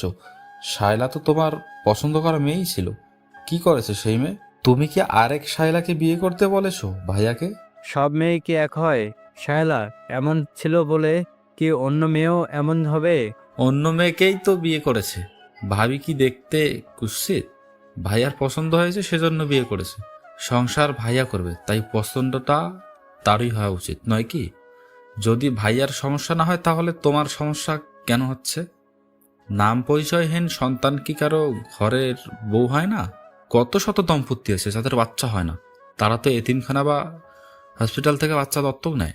কত শত শিশুর নাম পরিচয়ও তো থাকে না। তোমার মামাতো ভাই তো বাপের পরিচয়হীন মেয়েকে এনে নিজের পরিচয় বড় করেছে, বিয়ে দিয়েছে। নুরা কোনো রকমে শুধু ব্যাগের ভেতর আব্রাহামের কাপড় চোপড় আর প্রয়োজনীয় অল্প কিছু গুছিয়ে নিয়েছে। আরশাদ নিজের ফোনটা ট্রাউজারের পকেটে ভরে নেয়। এগিয়ে এসে ব্যাগটা হাতে নিয়ে বলে, আমার আগে আগে হাঁটবে, যাও রুম থেকে বের হও। নুরা মাথা নিচু করে দরজার দিকে আগায়। পেছন পেছন আগায় আরশাদ। এরশাদ বড় ভাইয়ের হাত টেনে ধরে। আরশাদ ভয়ঙ্কর রকম রেগে তাকায় ওর দিকে। এরশাদ শুকনো ঢোক গিলে বলে, রাত হয়ে গেছে ভাইয়া, তুমি এই রাতের বেলা আব্রাহাম আর ভাবিকে নিয়ে কোথায় যাবে? এটা তোমার বাড়ি, তুমি নিজের বাড়ি ছেড়ে কোথাও যাবে না। ছাড়ো আমার হাত। আমি খুব ভালো করেই জানি আমার বউ বাচ্চাকে কিভাবে ভালো রাখতে হবে। আমাদেরকে নিয়ে তোদের ভাবতে হবে না। তোরা থাক তোদের নাম ডাক বংশ পরিচয় নিয়ে। আজকে থেকে সবাই ভাববি আমি আরশাদ চৌধুরী মরে গেছে। মরে তো সেদিনই গেছি, শুধু দেহ থেকে আত্মাটা বের হওয়া বাকি। আমার মরার খবর শুনলেও তোরা কেউ যাবি না আমাকে দেখতে। এরশাদের হাত থেকে হাত ছাড়িয়ে নিয়ে নুরা বলে, না হেঁটে দাঁড়িয়ে পড়েছো কেন? চলো এখান থেকে। কোনো টেনশন করতে হবে না, আমি আছি তো। আমি যতদিন বেঁচে আছি কোনো ঝড় তোমাদের দুজনকে ছুতে পারবে না। আরশাদ রুম থেকে বেরিয়ে আসে নুরা আর আব্রাহামকে নিয়ে। এরশাদ আর ওর কাকাতো ভাই দৌড়ে এগিয়ে এসে আরশাদকে আবার থামায়। টেনে ধরে বলে, এটা তোমার বাড়ি, তুমি নিজের বাড়ি ছেড়ে কেন যাচ্ছ? এই বাড়ি গাড়ি করার পেছনে তো তোদেরই অবদান ছিল। এসব নিয়ে থাক তোরা, ছাড় আমাকে। আরশাদের মা এগিয়ে এসে ছেলের সামনে দাঁড়িয়ে ছেলের হাত মুঠো করে ধরে বলেন, তোমার আব্বুর পক্ষ থেকে আমি মাপ চাইছি আরশাদ। উনি ভুল করে ফেলেছে, মাফ করে দাও। তোমার বাড়ি ছেড়ে তুমি কেন যাবে? যাওয়ার হলে আমরা যাব। তোমার জন্য আমরা যেমন করেছি তেমন তুমিও আমাদের জন্য অনেক করেছো। তোমার আব্বু যা খুশিই বলুক, ওনার মাথা খারাপ হয়ে গেছে। তুমি নিজের বাড়ি ছেড়ে যেও না আব্বা। ছাড়ো তোমরা আমাকে। যেখানে আমার বউ বাচ্চাকে অপমান করা হয়, ছোট করা হয়, তাদের নাম বংশ পরিচয় নিয়ে কথা ওঠে, সেখানে থাকবো না আমি। পেছন থেকে আরশাদের বাবা বলেন, টাকা দিয়ে কিনে আনলেই সেই মেয়ে সারা জীবন তোমার কাছে থাকবে নাকি? আরেকজন বাকি কথা শেষ করার আগেই আরশাদ সামনের দিকে দৃষ্টি রেখে গর্জন করে বলে, জাস্ট শাট আপ। আর একটাও বাজে কথা বলবে না। নুরার দুনিয়া জুড়ে থাকবো শুধু আমি আর আমাদের ছেলে। ওকে আমি না কারোর সামনে যেতে দেব, না ওর হাতে মোবাইল ফোন দেব, আর না কোনোদিন কোনো ছেলে ওর সামনে আসতে পারবে। প্রয়োজনে ওকে আমি একটা রুমে সারা জীবন পাখির মতো বন্দি করে রাখবো। তারপরেও ওর মনের মধ্যে শুধু আমিই থাকবো। একটু চুপ করে ভাইয়ের দিকে তাকিয়ে রাগী স্বরে বলে, হাত ছাড় আমার। তুই আসবি না আমার সামনে, সর এখান থেকে। আরশাদের মা বলেন, ও আরশাদ, তুমি তোমার বাড়িতেই থাকো, আমরা চলে যাচ্ছি। দেবরের দিকে তাকিয়ে বলেন, ছোট ভাই, আপনার ভাইকে নিয়ে চলুন এখান থেকে। এসেছিলাম ছেলে আর ছেলের বউ বাচ্চাকে বাড়িতে নিয়ে যেতে, আর ইনি এসে এখানে আগুন ধরিয়ে দিল। আরশাদের কাকা আরশাদের বাবাকে টেনে ধরে রুম থেকে বেরিয়ে আসেন। সবাই এগিয়ে যায় সিঁড়ির দিকে। আরশাদ পেছন থেকে বলে, আর কোনো দিন কাউকে যেন না দেখি এই বাড়িতে। আগামীকাল থেকে তোমাদের অফিসে যাব না আমি। আরশাদের বাবা কিছু বলতে চাইলেন, তার আগেই ওনার ছোট ভাই ওনার মুখ চেপে ধরে বলেন, ছেলেটার মাথায় আর আগুন ধরিও না। ওর মানসিক অবস্থা ঠিক নেই, আমরা সবাই জানি। ও যে অতীত থেকে বেরিয়ে এসেছে এটাই তো অনেক। আমি তো ভেবেছিলাম ও আর এই জীবনে বিয়েই করবে না। ও যখন বউ বাচ্চাকে নিয়ে ভালো থাকতে চাইছে তখন ওকে ভালো থাকতে দাও না। মানুষের সামনে এই বউ বাচ্চার পরিচয় দিবে কিভাবে? সেটা ও ভাববে। চুপ করে এখন চলো এখান থেকে। আমি এই বউ বাচ্চাকে কোনোদিন মেনে নিব না। না নিলে চলো এখন। আরশাদ সিঁড়ির কাছে এগিয়ে এসে গলা ছেড়ে মেয়েটার সার্ভেন্টকে উদ্দেশ্য করে বলে, আর কোনো দিন আমার অনুমতি ব্যতীত যেন কেউ এই বাড়ির ভেতর প্রবেশ করতে না পারে। যদি করে সেদিনই সবাইকে বের করে দেব বাড়ি থেকে। কথাগুলো বলে ধূপধাপ পা ফেলে রুমের দিকে এগিয়ে আসে, আবার ব্যাগটা হাতে নিয়ে বলে। ভেতরে আসো। আরশাদের পেছন পেছন ভেতরে প্রবেশ করে নূরা। আব্রাহাম এখনো কেঁদেই চলেছে। বাবার চিৎকারে অনেক ভয় পেয়েছে বাচ্চা ছেলেটা। আরশাদ আব্রাহামকে নূরার দিকে বাড়িয়ে দিয়ে বলে। ওকে খাওয়াও। নূরা কোলে তুলে নিয়ে বিছানায় উঠে শুয়ে পড়ে ছেলেকে নিয়ে। খেতে দিলেও প্রথমে খেতে চায় না আব্রাহাম। আরও কতক্ষণ কান্নাকাটির পর খাওয়া শুরু করতেই কান্না বন্ধ হয়ে যায়। এখনো কেঁপে কেঁপে উঠছে বাচ্চা ছেলেটার ছোট্ট দেহখানা। নূরা এক হাতে আগলে ধরে নিজের বুকের সাথে। ওর দুই চোখ বেয়ে পানি গড়িয়ে পড়তে শুরু করেছে। আরশাদের বাবার কথা শুনে অনেক কষ্ট পেয়েছে মেয়েটা। যত যাই হয়ে যাক, ও কোনো আজেবাজে মেয়ে নয়। ও নিজে থেকে কোনো পাপ কাজ করেনি, কোনো অন্যায় করেনি। পাপ আর অন্যায় তো হয়েছে ওর সাথে। ও তো দোষী নয়, ও তো ভুক্তভোগী। আব্রাহাম আরশাদের নিজের ছেলে না, ওকে রাস্তা থেকে কুড়িয়ে নিচ্ছে। অতীতে আরশাদের সাথে কি হয়েছিল, ওর বউয়ের কি হয়েছে, কি করেছে ওর বউ, পুরোটা জানতে ইচ্ছে করছে নূরার। আরশাদ ওর জন্য আর আব্রাহামের জন্য নিজের বাবার সাথে এইভাবে কথা বলল। আরশাদের বলা প্রত্যেকটা কথা মাথায় ঘুরপাক খাচ্ছে। চোখের পানি আরো বেশি পড়তে থাকে। কান্নার শব্দ না হলেও নূরার শরীর কেঁপে কেঁপে উঠছে। বোঝাই যাচ্ছে চাপা কান্না কাঁদছে। আরশাদ এখনো আগের মতো একই ভঙ্গিতে দাঁড়িয়ে আছে, তাকিয়ে আছে বিছানায় শুয়ে থাকা দুজনের দিকে। পেছন থেকে নূরাকে দেখেই বুঝতে পারছে নূরা কাঁদছে। কেন আসলো সবাই? ভালোই তো ছিল। আরশাদ তো চিনত নিজের বাবাকে, এই কারণেই কাউকে কিছু বলেনি এতদিনেও। যা হয়ে গেছে তা হয়ে গেছে। সেসব নিয়ে আর মাথা ব্যথা নেই আরশাদের। এখন না জানলেও পরে ঠিকই জানতো, আর একই কাহিনী করত। সত্য কোনোদিন চাপা থাকে না, কোনো না কোনো ভাবে বেরিয়ে আসেই। বিছানায় উঠে নূরার পাশে লম্বা হয়ে শুয়ে পড়ে। কাত হয়ে নূরার গায়ের উপর হাত রাখে। নূরা দ্রুত নিজের চোখের পানি মুছে নেয়, কিন্তু লাভ হয় না। অবাধ্য চোখের পানি সমানে বেরিয়ে আসছে। এই মেয়ে। নূরা সাড়া দিতে চাইলেও পারছে না। সাড়া দেওয়ার আগেই কান্না বেরিয়ে আসবে। এই মেয়ে, কি হয়েছে তোমার? কথা বলছো না কেন? নূরা গুমড়ে কেঁদে ওঠে এবার। আব্রাহাম খাওয়া বন্ধ করে একবার মায়ের মুখের দিকে তাকায়, তারপর আবার খাওয়া শুরু করে। আরশাদ ভালোভাবে জড়িয়ে ধরে নূরাকে। ওর বুকের সাথে মিশে আছে নূরার পিঠ, মাথা টেকে আছে থুতনির সাথে। কাঁদছো কেন?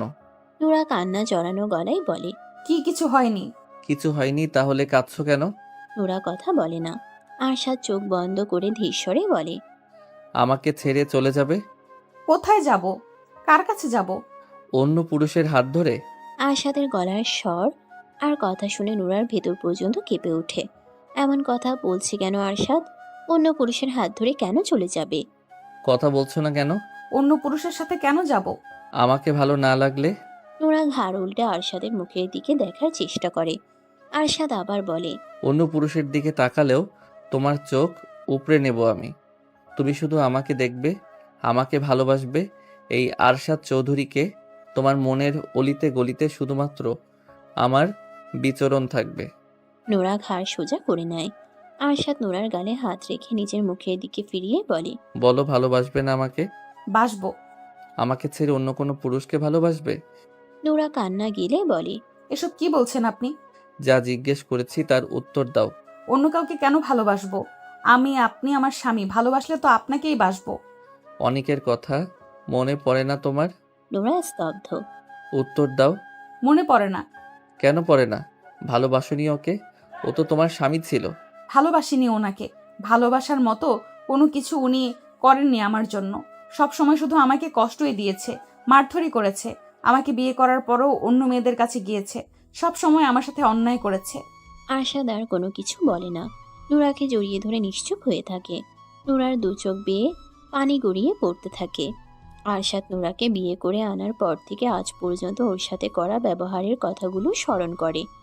ও নিজেও তো নূরার সাথে সেরকম ভালো ব্যবহার করেনি, ভালোভাবে কথাও বলেনি। যতবার কথা বলেছে হয় রাগী গম্ভীর স্বরে, নয়তো ধমক দিয়ে। ওর আর অনেকের মধ্যে পার্থক্য কোথায়? ও নিজেও তো অনেকের মতো খারাপ আচরণই করে আসছে বিয়ের রাত থেকে অনেকের মতোই তো ম্যারিটাল কি অন্যায়টাই না করে আসছিল এই ছোট মেয়েটার সাথে। শায়লার উপরে জমে থাকা রাগের কারণে নিরীহ নুরাকে শাস্তি দিয়েছে। এই শাস্তি তো নুরার পাওয়ার কথা নয়। মেয়েটা তো ছোটবেলা থেকেই কষ্ট করে বড় হয়েছিল, শিকার হয়েছিল এক মানুষরূপী জানোয়ারের। ও নিজে এনেও তো সেই কষ্টই দিচ্ছে। ছোট মেয়েটা এত কিছু সহ্য করছে কিভাবে? ওকে দেখলেই কেমন ভয়ে জড়সড় হয়ে যায়। তখন নুরাকে দেখে ওর আনন্দই হতো, কিন্তু এখন কষ্ট হচ্ছে। ওকে কতটা ভয় পেয়ে মেয়েটা ভয়ে অমন জড়সড় হয়ে যেত। ও যেন নুরার জন্য একটা আতঙ্ক। মেয়েটা ভয়ে ওর দিকে তাকায়ও না ঠিক মতো। নুরার সাথে করা অন্যায়গুলো আরশাদের ভেতর অপরাধবোধ জাগিয়ে তুলেছে। বড় অন্যায় করেছে মেয়েটার সাথে। কিছুটা সময় নীরবতায় পেরিয়ে যায়। আব্রাহাম ঘুমিয়েছে? হ্যাঁ। ওকে ছেড়ে এদিকে ফেরো। নুরা আব্রাহামকে ছেড়ে নিজের কাছ থেকে একটু দূরে শোয়ায়। ঘুরে শোয় আরশাদের দিকে। আরশাদ নুরাকে বুকে চেপে ধরে, চুলের ভাজা আঙ্গুল গলিয়ে দিয়ে নরম স্বরে বলে, সরি নোরা। আরশাদের কথা আর গলার স্বর শুনে অবাক নুরা। বুক থেকে মাথা তুলে আরশাদের মুখের দিকে তাকায়। কান্না করার কারণে নুরার চোখ দুটো কিছুটা ফুলে উঠেছে। আরশাদ নুরার চোখে চোখ রেখে নরম স্বরে আবার বলে, আমি তোমার সাথে এই কয়েকদিন অনেক অন্যায় করেছি নোরা। অমানুষের সাথে থেকে আমিও অমানুষ হয়ে গিয়েছিলাম। একজনের রাগ আরেকজনের ওপর ঝেড়েছি। আমি তোমাকে অনেক কষ্ট দিয়েছি। মাফ করবে না আমাকে? ভালোবাসবে না আমাকে? নাকি অনেকের মতো আমিও তোমার মনে জায়গা পাবো না? নুরার দু চোখ ভরে ওঠে আবার। আরশাদ ওর গালে হাত রেখে ব্যাকুল স্বরে পাগলের মতো বলে, প্লিজ ভালোবাসো আমাকে। বলো ভালোবাসবে। বলো বেইমানি করবে না আমার সাথে। কোনোদিন ঠকাবে না আমাকে। কি হলো বলো? নুরা ফুঁপিয়ে ওঠে আরশাদের পাগলামো কথা শুনে। আরশাদ নুরাকে আবার বুকে চেপে ধরে চুলে হাত বুলিয়ে বলে, দেখো আর কষ্ট দেব না আমি তোমাকে, একটু কষ্ট দেব না, প্রমিস। শুধু সারা জীবন আমাকে ভালোবাসবে। তোমার হৃদয়ের গভীরে তো এখনো কোনো পুরুষের জায়গা হয়নি, সেখানে তুমি আমাকে জায়গা দাও সারা জীবনের জন্য। নুরা আরশাদের টি শার্ট খামচে ধরে শক্ত হাতে। ভয় লাগলেও কাঁদতে কাঁদতে বলে, আপনি আর ধমক দিবেন না আমাকে? দেব না। রাগারাগি করবেন না আমার সাথে? করব না। রাতে কষ্ট দেবেন না আমাকে? আরশাদের চোখ বন্ধ করে একটু দম নিয়ে তারপর বলে, দেব না। এতদিন যা যা করেছি এমন কিছু আর করব না। তুমি শুধু আমার কথা শুনবে, চলবে। আমাকে আর আমাদের ছেলেকে ভালোবাসবে। সব করব। আমাকে কোনোদিন ঠকাবে না, আমার সাথে বিশ্বাসঘাতকতা করবে না, প্রতারণা করবে না আমার সাথে, মিথ্যে বলবে না আমাকে। কিচ্ছু করব না। কাঁদছো কেন? আব্বুর কথায় অনেক কষ্ট পেয়েছো? তোমাকে কষ্ট দেওয়ার জন্য আর কেউ আসবে না এই বাড়িতে। আপনি ওনাদের সাথে এমন করলেন কেন? আব্বু কি বলেছে শোনোনি? নুরা চুপ করে থাকে। খাবার খাবে? ওঠো। আরশাদ নুরাকে ছেড়ে দেয়। নুরা উঠে বসে, আরশাদ নিজেও উঠে বসে। হাত মুখ ধুয়ে দুজনেই ফ্রেশ হয়। মিট খাবার দিয়ে গেছে। আরশাদ এখন নুরাকে আর খাবার বাড়তে বলে না, নিজেই খাবার বেড়ে দেয় একটা প্লেটে। চেয়ার টেনে নিজের পাশে এনে নুরার দিকে তাকিয়ে বলে, এখানে বসো। নুরা বসে আরশাদের পাশে। আরশাদ ভাত মেখে নুরার মুখের সামনে তুলে ধরে বলে, হা করো। বিনা বাক্যে হা করে নুরা। আরশাদ নুরার মুখে ভাত পুড়ে দিয়ে নিজের মুখে নেয়। নিজের হাতে নুরাকে খাইয়ে দিতে থাকে, নিজেও খেতে থাকে। নুরার দু চোখ বেয়ে পানি গড়িয়ে পড়তে শুরু করে। আরশাদ মুখে ভাত পুড়ে দিয়ে চোখের পানি মুছিয়ে দেয় নিজ হাতে। গালে হাত রেখে নরম স্বরে বলে, কি হয়েছে? কষ্ট দেব না তো আর? নুরা আরশাদের মুখের দিকে তাকিয়ে থাকতে থাকতে ফুপিয়ে ওঠে। বুদ্ধি হওয়ার পর আজ পর্যন্ত কেউ ওকে এভাবে যত্ন করে খাইয়ে দেয়নি। যে আরশাদ সন্ধ্যার পরেও ওর সাথে রেগে রেগে ধমক দিয়ে কথা বলতো, সে আরশাদ হঠাৎ করেই পরিবর্তন হয়ে গেছে। নুরার বিশ্বাস হচ্ছে না আরশাদ ওকে খাইয়ে দিচ্ছে এত যত্ন করে। এত সুন্দর করে ভালোভাবে আরশাদ ওর সাথে কথা বলবে, সেটাও দুঃস্বপ্নেও ভাবেনি। আরশাদ কি সত্যি পরিবর্তন হয়ে গেছে, নাকি নুরা স্বপ্ন দেখছে? ঘুমিয়ে আছে কি এখন? ঘুম ভাঙলে কি সব আগের মতো হয়ে যাবে? আরশাদ আগের মতো ওর সাথে রাগারাগি ধমকাধমকি করবে, ওকে কষ্ট দেবে? নুরা কাঁদছো কেন? নুরা কেঁদে কেঁদে বলে, আপনি সত্যি সত্যি আমাকে আর কষ্ট দেবেন না? না, একদম কষ্ট দেব না আর তোমাকে। এখন কান্না বন্ধ করে হা করো। নুরার চোখের পানি মুছে কান্না বন্ধ করার চেষ্টা করে। বড় বড় করে শ্বাস নেয়। আরশাদ ভাতের লোকমা তুলে ধরতেই হা করে আবার। চোখ দুটো পানিতে ভরে ওঠে। টুপ করে গাল বেয়ে গড়িয়ে পড়ে মুহূর্তেই। আরশাদ তাকিয়ে থাকে নুরার মুখের দিকে। খাওয়া দাওয়া শেষ হলে দরজা লাগিয়ে দেয় আরশাদ। নুরা বিছানায় উঠে শুয়ে পড়ে। আরশাদ মেন লাইট অফ করে ডিম লাইট অন করে শুয়ে পড়ে নুরার পাশে। যত্ন সহকারে নুরাকে আগলে নেয় নিজের প্রশস্ত বুকে। আরশাদের বুকে ভয় ডরহীন নিরাপদ আশ্রয় পেয়ে নুরা লুকিয়ে পড়তে চায় প্রশস্ত বুকের গভীরে। রাত পেরিয়ে নতুন ভোরের আগমন ঘটে। নুরা আরশাদের বুকে মিশে ঘুমিয়ে আছে। একটু আগে এই বুকে এসে ঘুমিয়েছে আবার। আব্রাহাম রাত 3টার সময় ঘুম থেকে জেগে উঠেছিল। ফজরের পরপরই ঘুমিয়েছে আবার। আজকে রাতে আব্রাহামকে কোলে নিয়ে বসে থাকতে হয়নি নুরার। আরশাদ নিজেই ছেলেকে কোলে নিয়ে বসেছিল। নুরাকে বলেছিল ঘুমিয়ে পড়তে, যেহেতু আব্রাহাম পেট ভরে খেয়েছে তাই আর কাঁদত না। কিন্তু নুরা ঘুমায়নি। দুজনকে বসিয়ে রেখেও কিভাবে ঘুমোবে? আব্রাহাম আর নুরা ঘুমিয়ে গেলেও আরশাদ ঘুমায়নি। ওর ঘুম আসছে না। ওর এখনো অপরাধ বোধ হচ্ছে। নুরার চুলের ভাঁজে চুমু খায়। গাল ঠেকিয়ে রেখে বিড়বিড় করে বলে, তুমি শুধু আমার হয়ে থেকো, আমি তোমার জন্য পুরো দুনিয়ার সাথে লড়বো। মাঝে 2 দিন পেরিয়ে গেছে। আরশাদ বাড়ি থেকে বের হয় না, কোথাও যায়ও না, অফিসেও যায় না। সত্যি সত্যি সব সময় স্ত্রী সন্তানের সাথেই থাকে। আব্রাহামকে নিয়ে এখন আর নুরাকে বেশি কষ্ট করতে হয় না। আরশাদ যেহেতু বাড়িতেই থাকে, ও নিজেও দেখাশোনা করে আব্রাহামের। আরশাদের প্রতি ভয় অনেকটা কেটে গেছে নুরার। এখন আর আরশাদকে আগের মতো ভয় লাগে না ওর। আরশাদ নিজে থেকেই ওর অতীত নুরাকে বলেছে। আব্রাহামকে কিভাবে পেয়েছে সেটাও বলেছে। আরশাদের অতীত শুনে নুরা স্তব্ধ হয়ে গিয়েছিল। ওর সাথে আরশাদের অমন ব্যবহার করার কারণও বুঝতে পেরেছে। আর আব্রাহামের ঘটনা জানতে পেরে তো মেয়েটা কেঁদেই ফেলেছিল।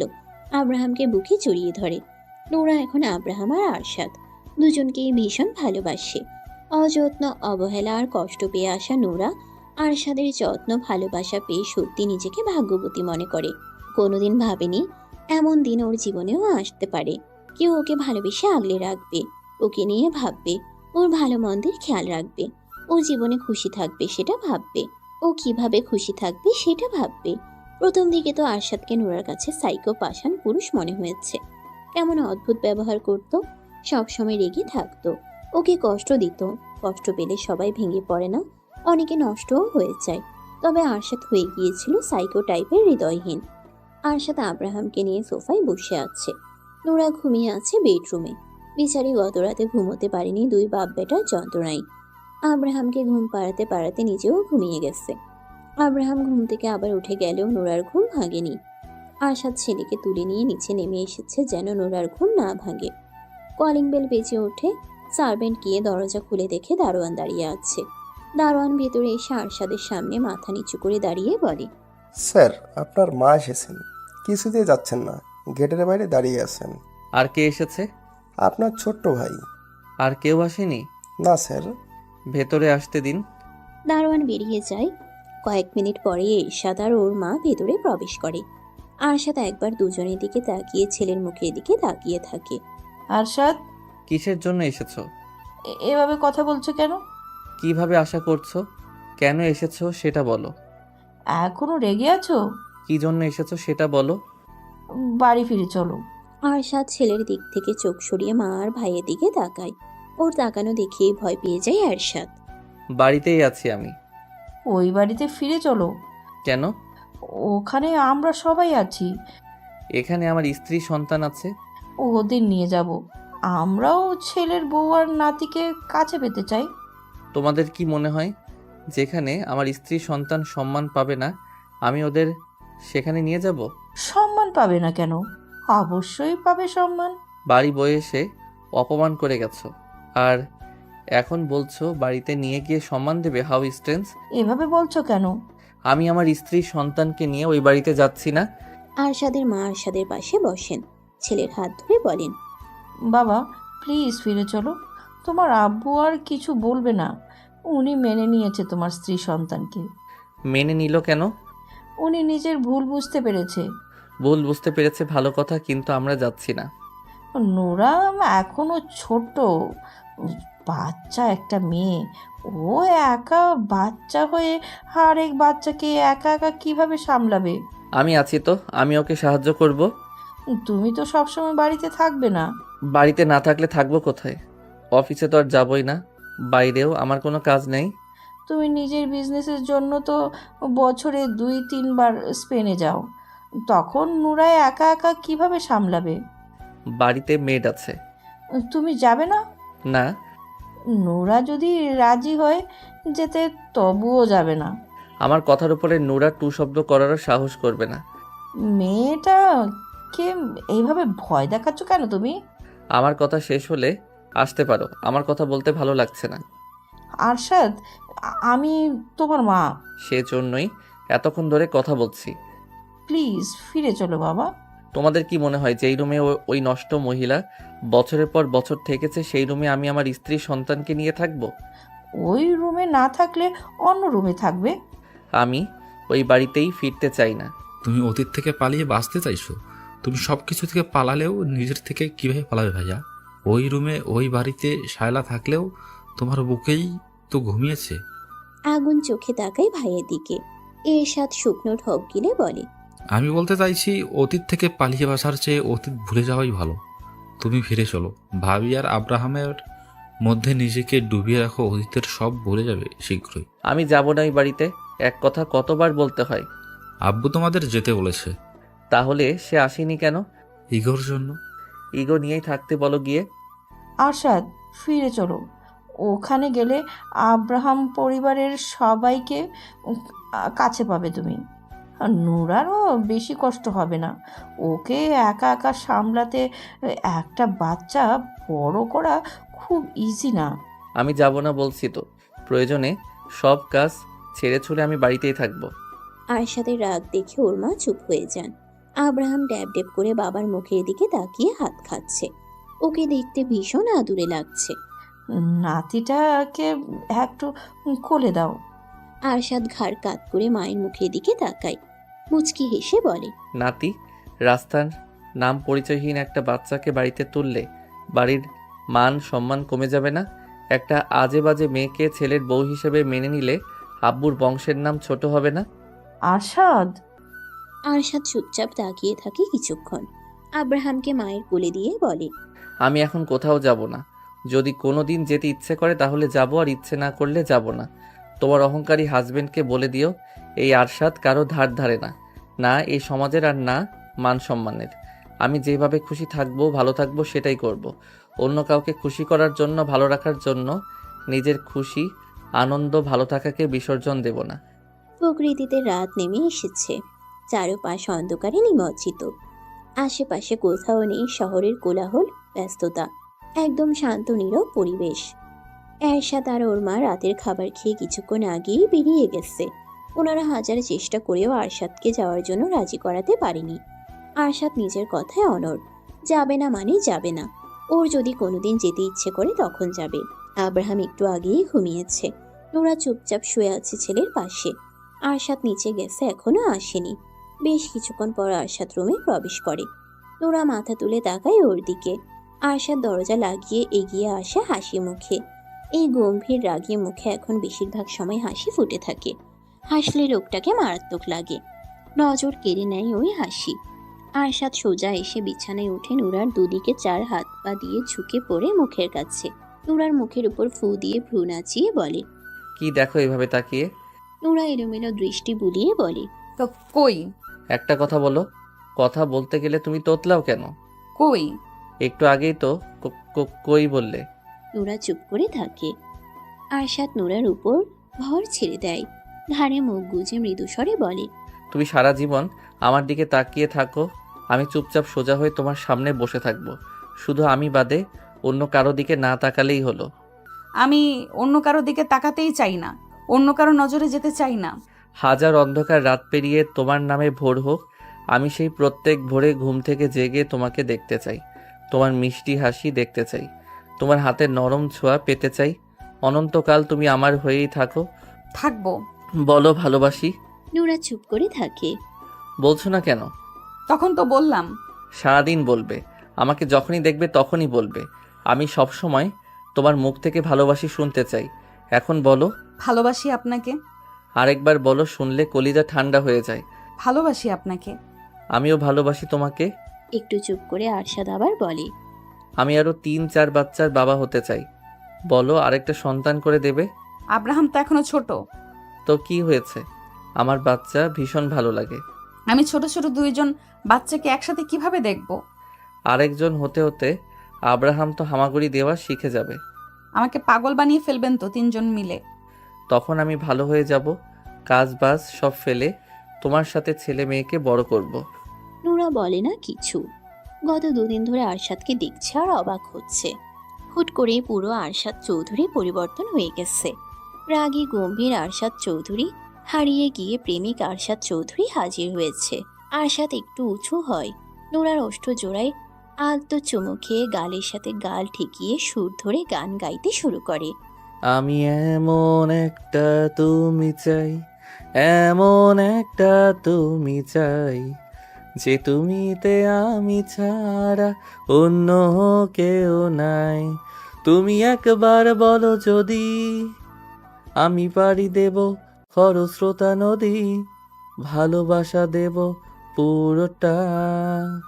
আমি এমন একটা তুমি চাই, এমন একটা তুমি চাই, যে তুমিতে আমি ছাড়া অন্য কেউ নাই।